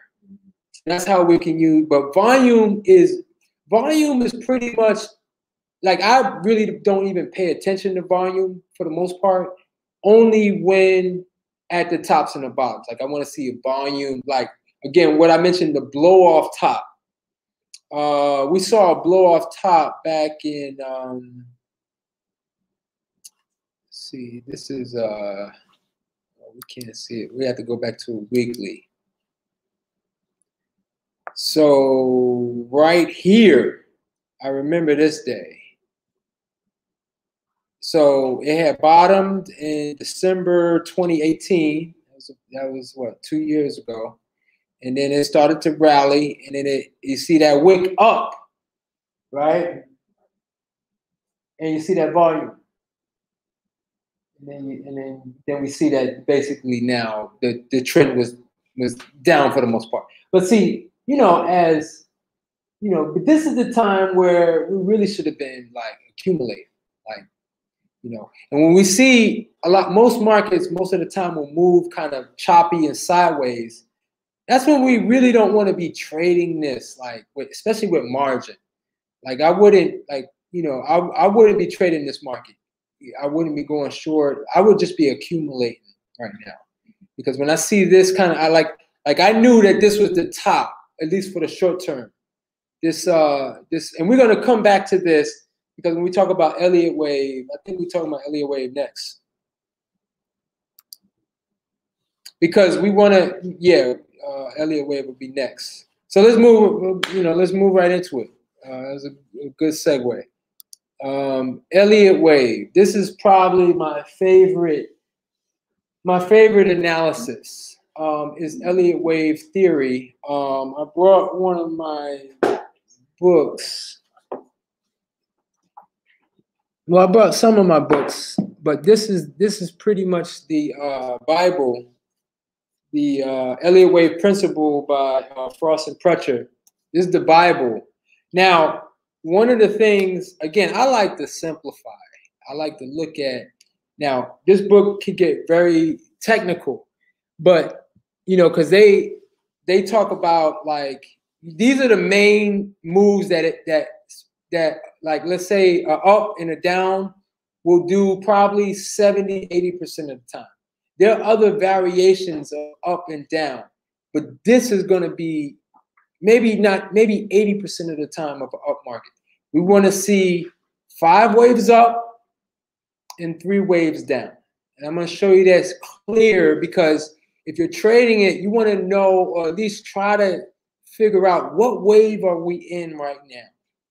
And when you know that, you way ahead of the game, way ahead. Because when we see this 5, it's like, all right, now, you know, we need to thinking about sell, or we thinking about, like, we're definitely not trying to trade it up aggressively. If anything, you know, I'm not going to talk about shorting so much. That's more of an advanced concept. But, you know, but we know, like, okay, at least for whether it's a short term or a long term, we've reached the top. Okay, and Elliott Wave, the thing about Elliott Wave is, like, it basically is kind of a nature principle. It's like this is how like things in nature move. And, you know, we'll get into, like, the last one, because the Fibonacci ratio levels really work hand in hand with the Elliott Wave, because we see wave 1, the Fibonacci can give us an indication of where wave 2 is going to land. And then boom, wave 2 is where we buy. Because wave 3 is usually the most powerful wave. And that's actually the wave that we're in right now with Bitcoin. We're in a wave 3 on a macro. So that's why you see this thing, it's just like, so again, having this is like, we don't need to know, you know, people get into, like I said, moving averages and RSI and MACD and Bollinger Bands. I mean, there's 1,000 metrics out there, even trend lines and all this stuff. Like, nah, we just need to understand what wave we're in. And you're going to be able to see it clear in the chart when we go back to it. But we have wave 1. Wave 1 is obviously the beginning of a rally. And then wave 2 is usually pretty nasty. Like wave 2s are nasty because there's still a lot of doubt. Like people haven't believed that, because this is the first up move. We don't know if a bull market is started yet. So the doubters come in. Wave 2 usually eats up a lot of wave 1 gain. But long as it doesn't go below the beginning of wave 1, then boom, that's where we have wave 3. And wave 3 is always, it's never the shortest wave. So we know it's a wave 3 because it's always going to be longer than wave 1. So we could look at the length of wave 1, we see the momentum shift, then we know wave 3 is always, it's never the shortest wave. So wave 5 can be longer than wave 3, but wave 3 can never be shorter than wave 1. So if we see wave 3 go and we see it doesn't surpass wave 1, then we say, well, maybe we're not in a wave 3 right now, and we see it reverse. So that's, again, just simple rules.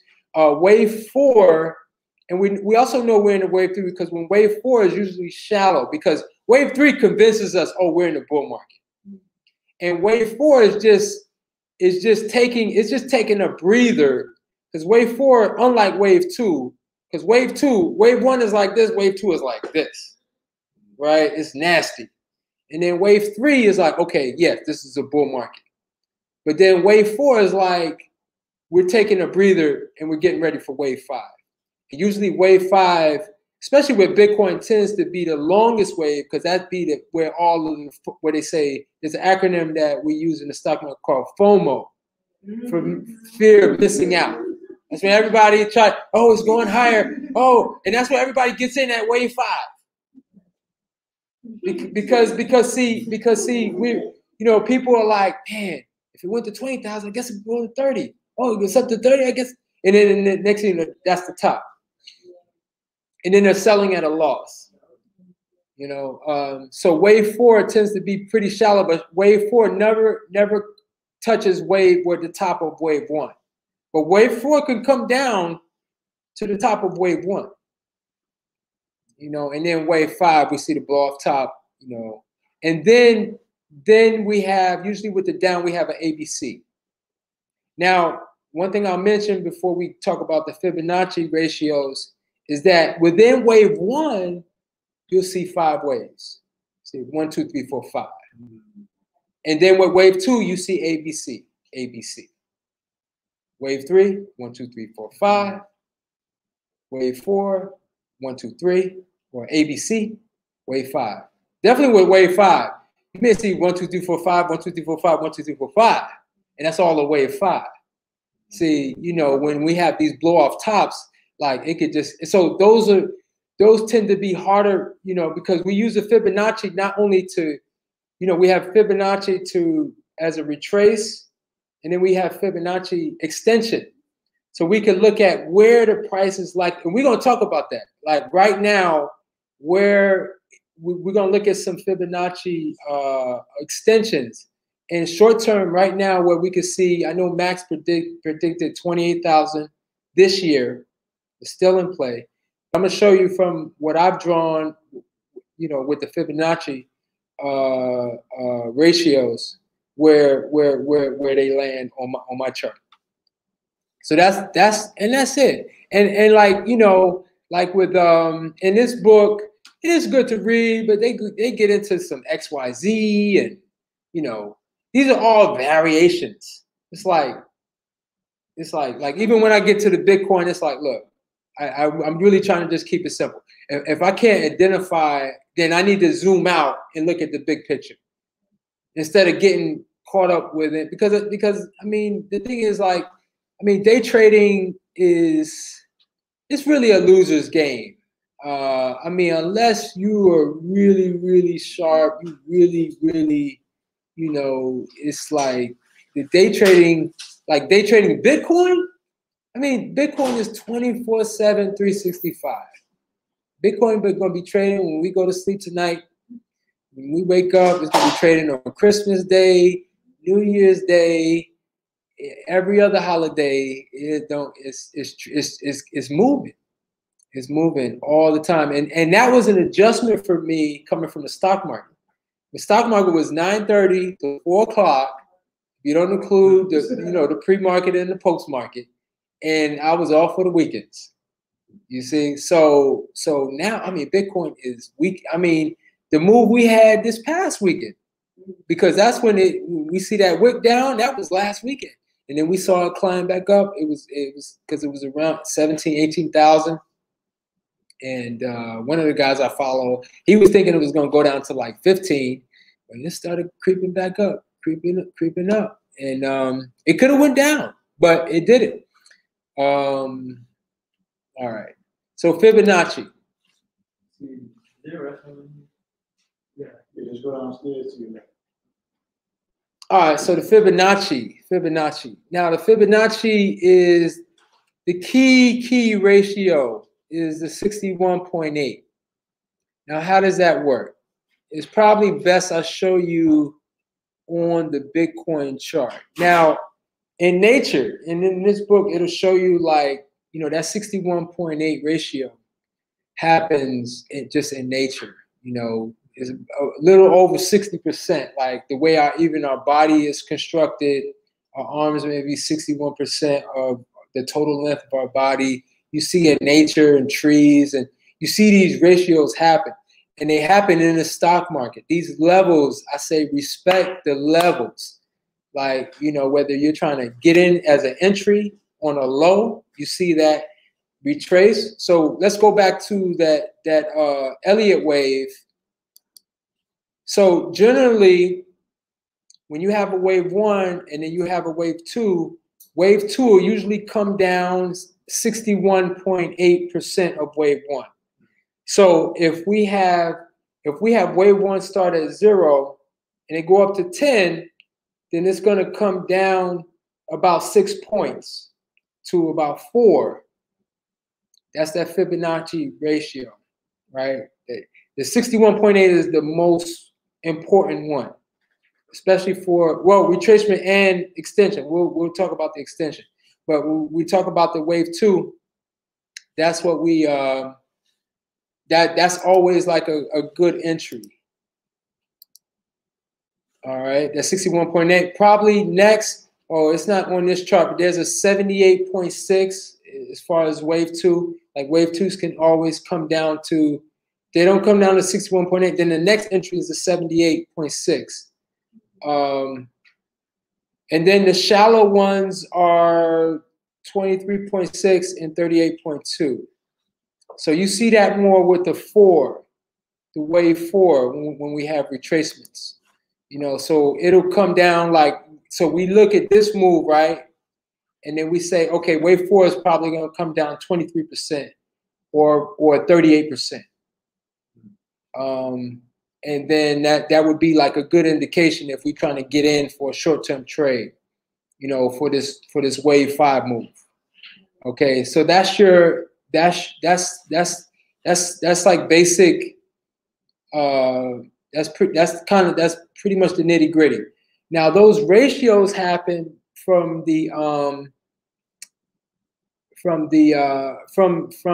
it's not the prime numbers, but basically when you add numbers as a sequence.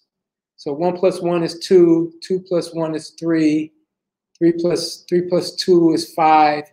And when you divide, like for example, you divide 2 divided by 3, which is the next number after 2, what do you get? You get 60, you get about 60%.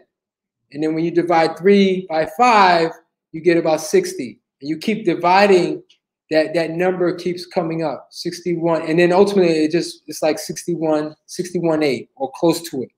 So that ratio happens from that. And then the 38 happens from like looking at one number away from it or skipping a number. And so that's how those numbers are. So it's kind of a natural nature thing. What's this next? Okay. All right. So yeah. Oh, well, let's go to the Bitcoin chart, and that's where we could talk about the extensions. It'll be easier to show. All right. So let's look at Bitcoin right now, as far as what we know, what we've learned about Elliott Wave, and then apply some of that the Fibonacci science to it. So this was 3 years ago. This was clearly a wave 5, clearly, right? We see the blow off top. We don't even have to count this. And the thing is like, you know, one of the things they say with Elliott Wave is like, you know, because even if you're trying to, like, say, figure out what count, you know, they say ask 5 different people who follow Elliott Wave what count, you probably get 5 different wave counts. So again, but it's still a good practice to try to say, okay, well, this could be a wave 3, this could be a wave 1. But if it's a wave 1, we know the personality of a wave 1, we know the personality of a wave 3. Again, it just gives you an edge, you know, especially when you're trading. All right, so we see this in wave 5. So we see this as the bottom, clearly, right? And so from here, obviously, this is what? This is our wave 1, right? And this is our nasty wave 2.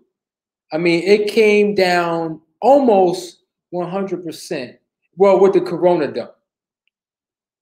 You know, I mean, had we not had the Corona dump, we probably would not have seen this aggressive of a move down. But we still seen it come down right here. That was about, now I can draw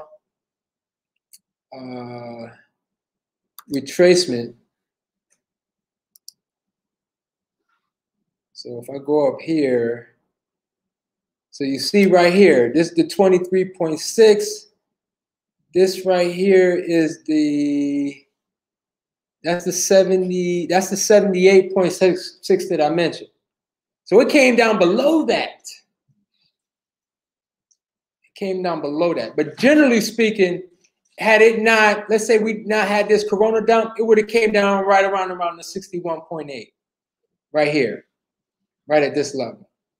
This is our wave 2, because we saw it climb up here, and it was forming. It was about to do this right here, as we see. But we had the end of the world dump, right? So this is our wave 2 right here, right?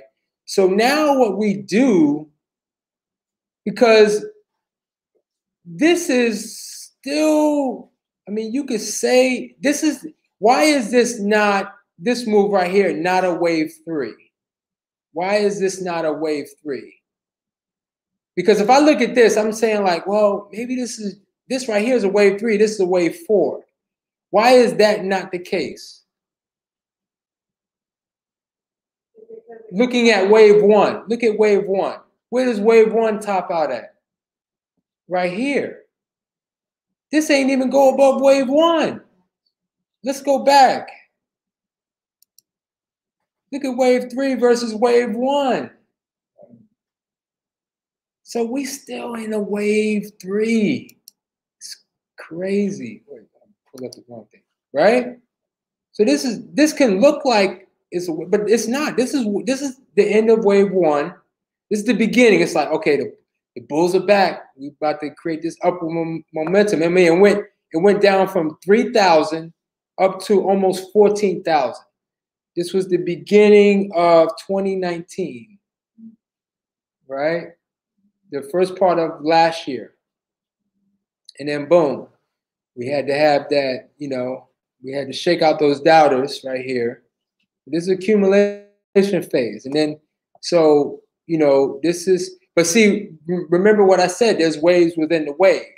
So this could be, is one, but see, this is not, I mean, when I looked at this, when I was trading this, I kind of figured this would be a wave 2, even though this is not characteristics of a wave 2. A wave 2 usually comes back down, but the reason why I considered this a wave 2 was because we had this dump here, which was uncharacteristic. You know, this was our end of the world scenario. So that was my thinking. So that's why I was aggressive at buying right here. at this point, because and confident, because we had this huge shakeout right here. You know, our end of the world coronavirus. And then, you know, since then it's just been accumulation city. It's just been like pretty much just going, and these are weekly candles. So, you know, from March, I mean, you could count how many red candles. I mean, we haven't had many. So, I mean, if you're trading this, it's like, look, I'm trying to put as much money in, and I'm not worried about these wicks because you're not going to be able to predict these. These is, I mean, I don't want to say these are random, but these are more random. You know, and the smart trader is just going to ride this up and let this thing continue to go vertical and not be worried about these micro moves. So this is how, you know, so we're still in a wave 3. Now we could be in a 1, 2, 3. Well, this is not even a 3 of a 5. This is probably a 1 right here. This whole thing right here is a 1. This is probably your 2, and this is your 3 within the 3. So the third wave still has 4 and 5.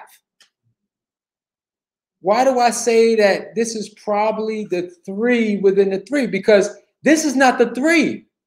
Why is this not the 3? Because the 3 is never the shortest wave.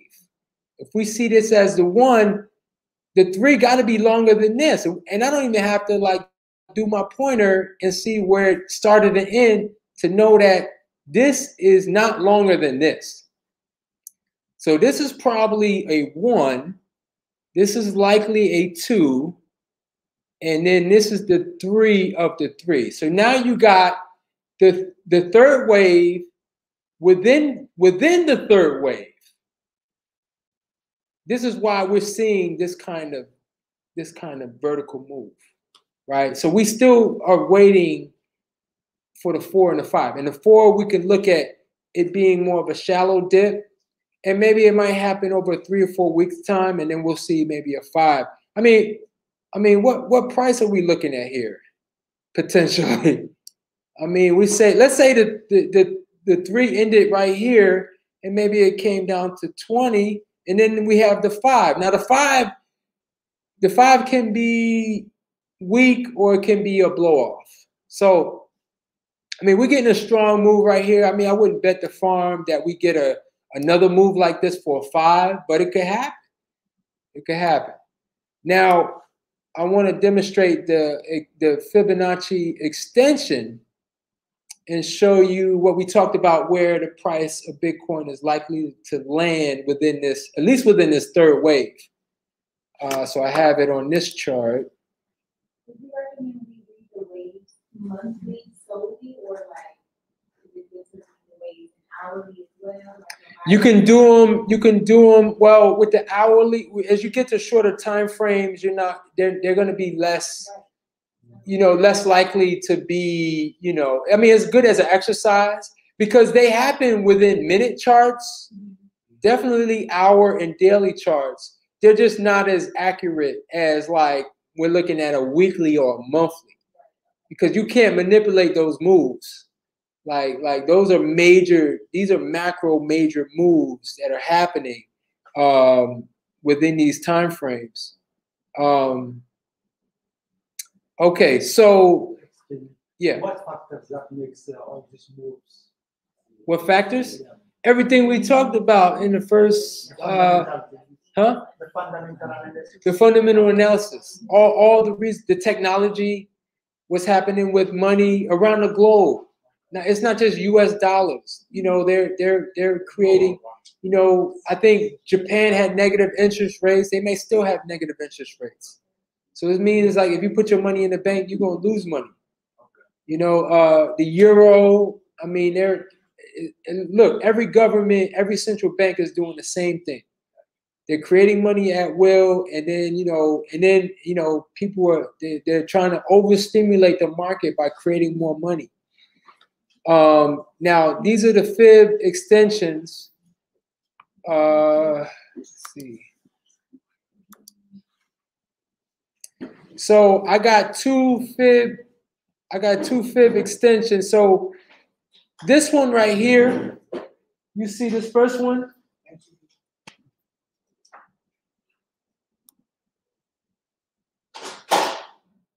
This first one right here, I know you can't see that, but this is the 1.618.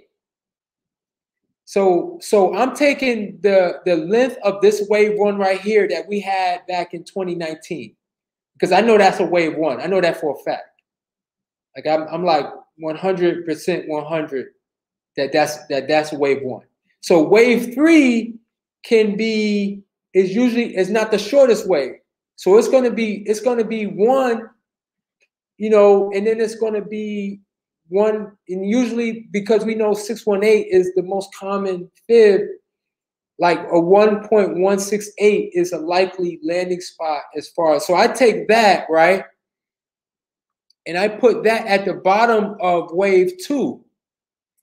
And that's what we get here. So if wave three was going to be, we know this is a wave three right here, the 1.618 was actually at 21,000. So it blasted through that. But that would have been a good part. Like if I'm trading it, I'm looking at that level first as a get out.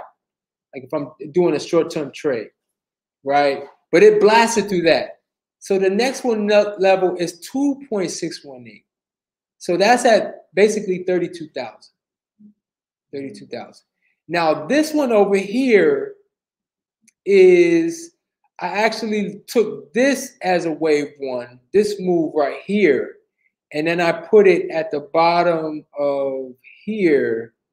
And so it's not as accurate as this one, I feel, or as important, because I know that this is wave one. See, this one, I'm kind of more speculating that this is a wave one and not this.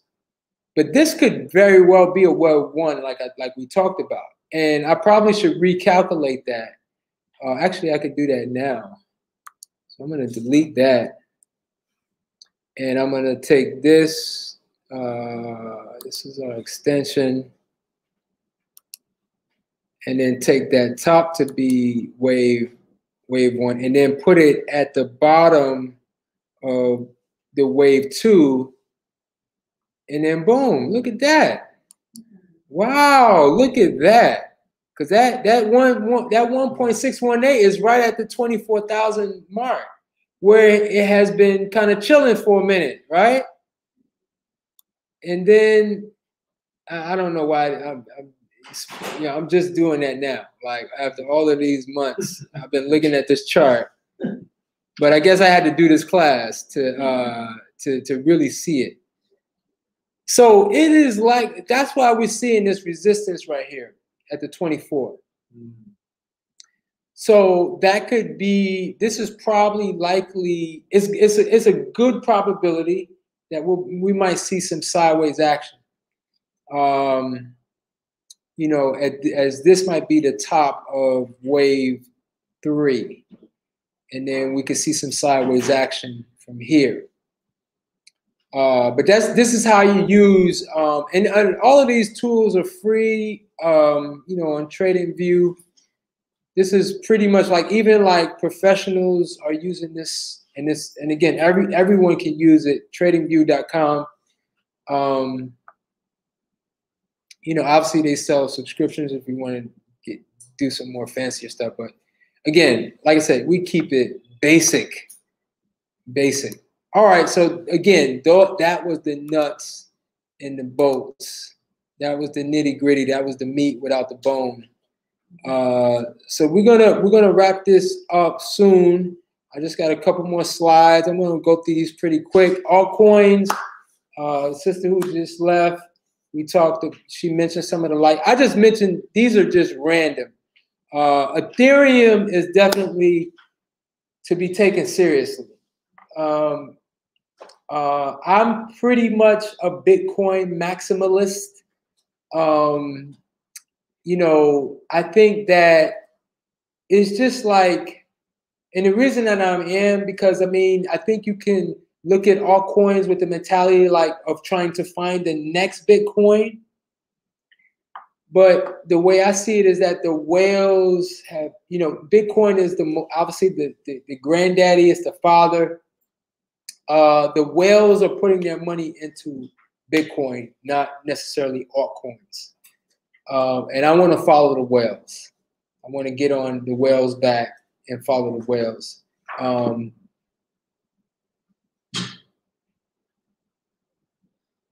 Okay. All right, yeah. So we're going to expedite this. But these are just some some altcoins. You could look into that. CoinGecko is a good website to get a list of like I just put like a screenshot of because it has these are the top coins by market value, meaning that they have the most money in them. So Bitcoin is obviously at the top, Ethereum is number 2, XRP is number 3, and then so forth. All right, and then so I'm gonna go through these. I mentioned Square, PayPal. Now again, just to go through some pros and cons. Square, PayPal is very easy, but the con is that they're holding your coins for you. Okay, like it's not your wallet. It's like they have a wallet that they control. So it's easy to it's like usually the easier it is to get into something, meaning that there's drawbacks. Coinbase Gemini, obviously, it's a step up. A little more difficult to open up an account and so forth, but you basically when you open up an account with Coinbase, that is your wallet within within that account, and you have more control over it. Like when we were doing the thing with Samal, because he basically had all his Bitcoin in Cash App, it was like limits. They only let you do like 1,000 or I don't know. It was like, so with these, there's not going to be any limits. And then the next level, as far as the trading, is my favorite is Kraken. I mentioned Binance because actually Binance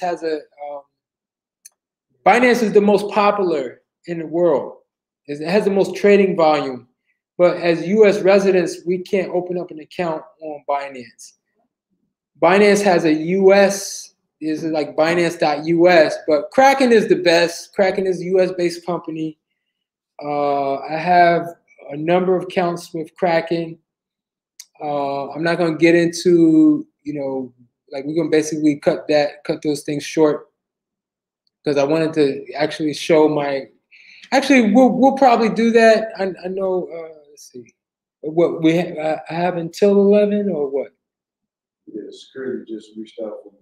Okay, so we have 15 minutes? Or? Yeah, we got. Okay, all right. Well, we may have time. I go into one of my Kraken accounts, and then I execute the trade.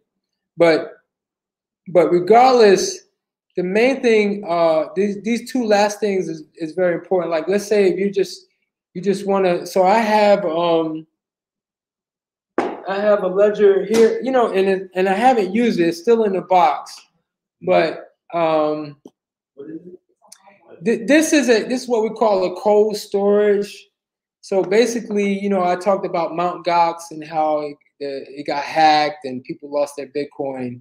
So this will prevent that. This is basically taking it off of the cloud, off of the network, and it's like right here.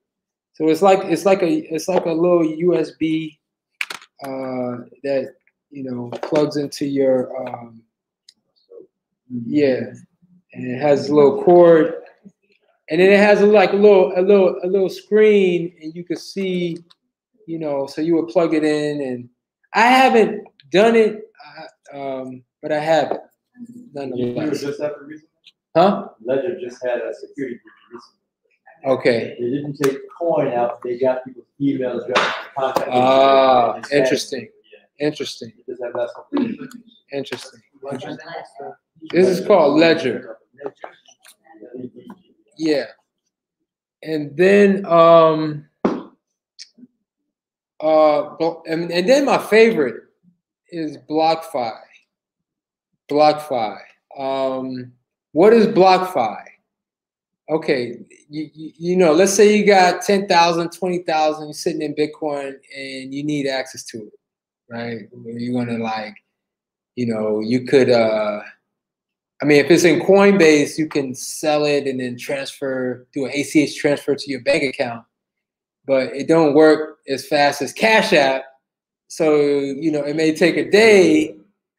So the solution is when you open up a BlockFi account, I mean, they're not available yet, but it's coming where you get not only a debit card, but a rewards debit card, where you actually get not cash back, but Bitcoin back. And so this is my referral code right here. If you use my referral code, they will give you $50 worth of Bitcoin. $50. And I only get 25. Okay, if we get a list, I'll text everybody the code if you want to do it that way.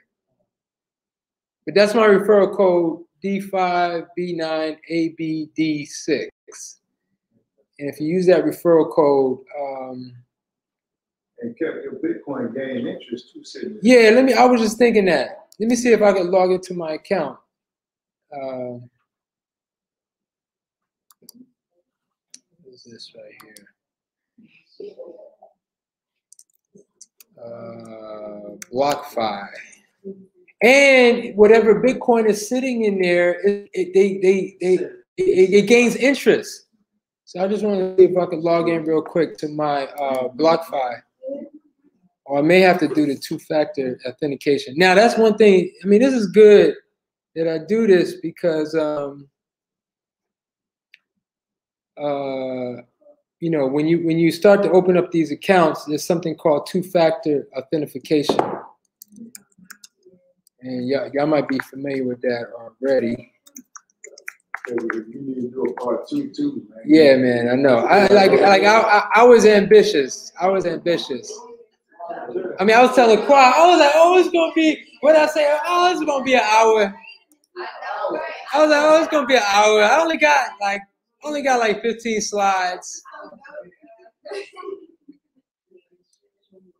So this is my BlockFi account. I think I put.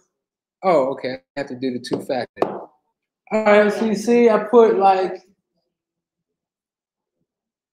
like point. Well, when I put it in there, it was like maybe one. It might have been 120, or 115. I mean, I didn't gain that much interest. It's because Bitcoin went up in value since I put it in there. But I've made 16 cents.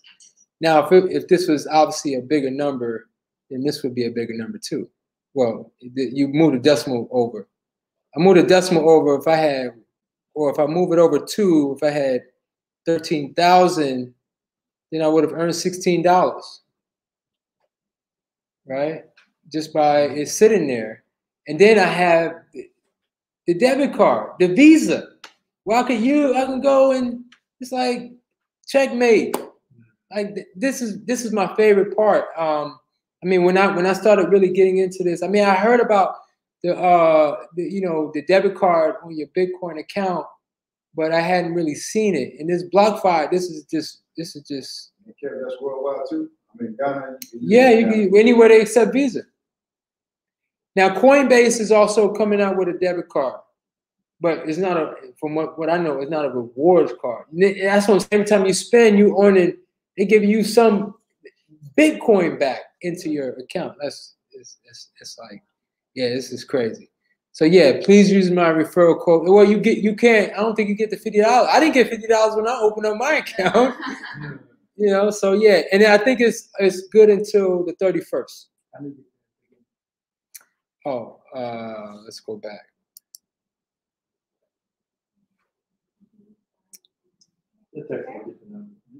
Yeah, so that's my referral code, and you can get it like right now. And then, you know, obviously they have the app. And so we won't have time, but yeah, I guess we'll organize a part 2. Yeah, we'll organize a part 2, and you know, because like I said, this helped me. I redid my ratio. I saw. All right, so see, these are some of the resources that I kind of check in with. We talked about Max Kaiser. Tim Draper is a big Bitcoin bull. He's predicting a $250,000 Bitcoin by I think the middle of 2022. And he predicted a $10,000 Bitcoin for 2016 or 2017 when Bitcoin was at a couple of $100. People thought he was crazy. And not only did it go to 10, it went to 20. You know, we talked about the Winklevoss twins and their influence. Michael Saylor is very instrumental. He's like the new talk of the town because he's the CEO of MicroStrategy. It was the first big major company to put all their most of their cash reserves in Bitcoin. And they just recently upped their position. Recently, like in the last week, they raised money to buy more Bitcoin. They raised $600 million to buy more Bitcoin after they already put a couple of $100 million. These are whales. These are whales. So Michael Saylor is just getting on the Bitcoin bandwagon, like for 2020. Like he started buying Bitcoin, I think, when it was at 9,000, like earlier this year. I mentioned PayPal Square. Grayscale is another company that's accumulating Bitcoin like crazy, and you know, and then I just share some YouTube channels that I follow. A lot of them I don't follow. They're more noise. You know, it's like sometimes we just feel the need to, you know, just hear the talking heads talk about what we want to hear about. But it ain't always healthy. You know, it ain't always healthy because, you know, they obviously all have agendas and, you know, whether they're trying to get you to subscribe to something but Crypto News Alerts is pretty good. He makes a channel, he makes a video every day. And, you know, he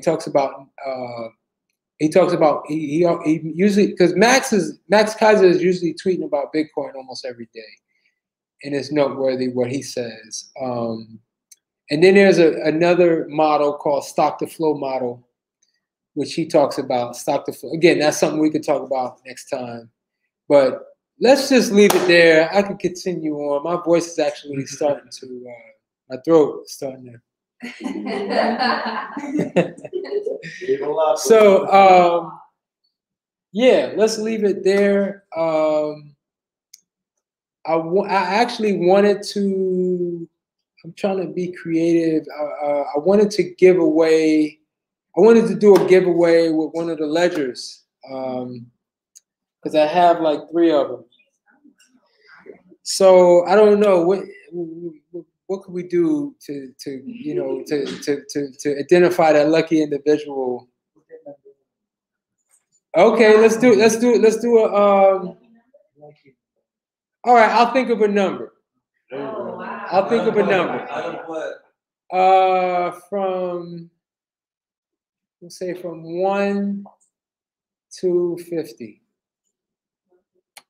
And the person closest to it will get the Ledger Nano. Write it down or? No. 10 people in the room. So 23. 17. He got it. It was 23. He was 23. Oh. He got it. I was gonna do No. 32.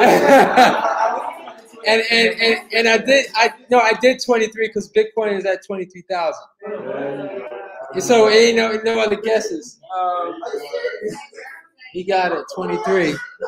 Wow. Yeah, I gotta give you one of the. I'll give you the one that's still in the wrapper. Okay. Yeah.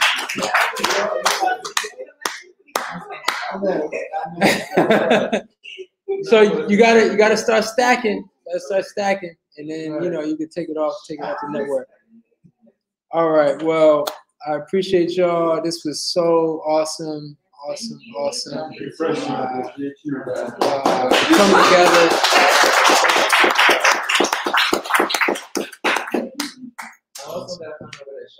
Any quick questions? I know. Well, no questions. We'll just.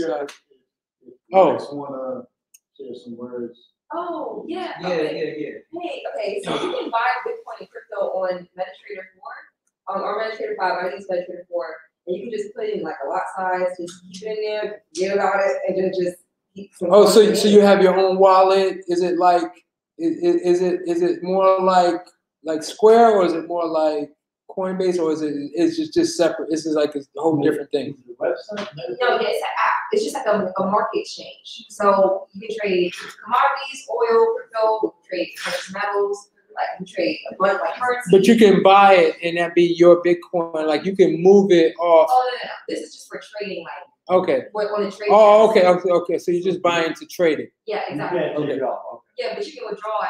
Like you can actually keep the BTC in there, like put it as Bitcoin, and like put it in your broker wallet, send it from Cash App. That's how I do it. Send it from Cash App, send it to my broker, and then buy it, and then it'll get put on leverage. So like let's say leverage is 1 to 500, and you did a 0.0. One lot size, which is $1. Okay, that means you're trading with $500. And that's something we can do, because that's something I wanted to demonstrate tonight, but time got away. Yeah, just put $1 and then just watch it surge. So as it surges, it's each dollar or each point is like $500. And people have made thousands of dollars in that like short bull run. Right. People are up. Like you can get it's crazy. Right. Yeah, but if you want information on foreign exchange market, just me. What's like a global exchange? I like Nas trading US 30 on there. I love indices. So if you want my information, it's at God Fumes on Instagram. At God Fumes. Yes. Okay, you want to create like a group or something? Oh yes. The DC crypto. Yes. I'm putting like Yes, actually. Yes, exactly. I'm trying to build a whole empire of financial freedom. Like, so I'm so happy and appreciative for everyone coming out. Like, that's amazing. And we are on our way to end.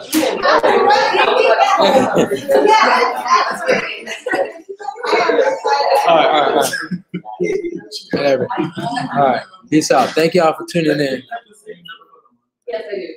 75? We have 75. Yes, okay. We may have 75.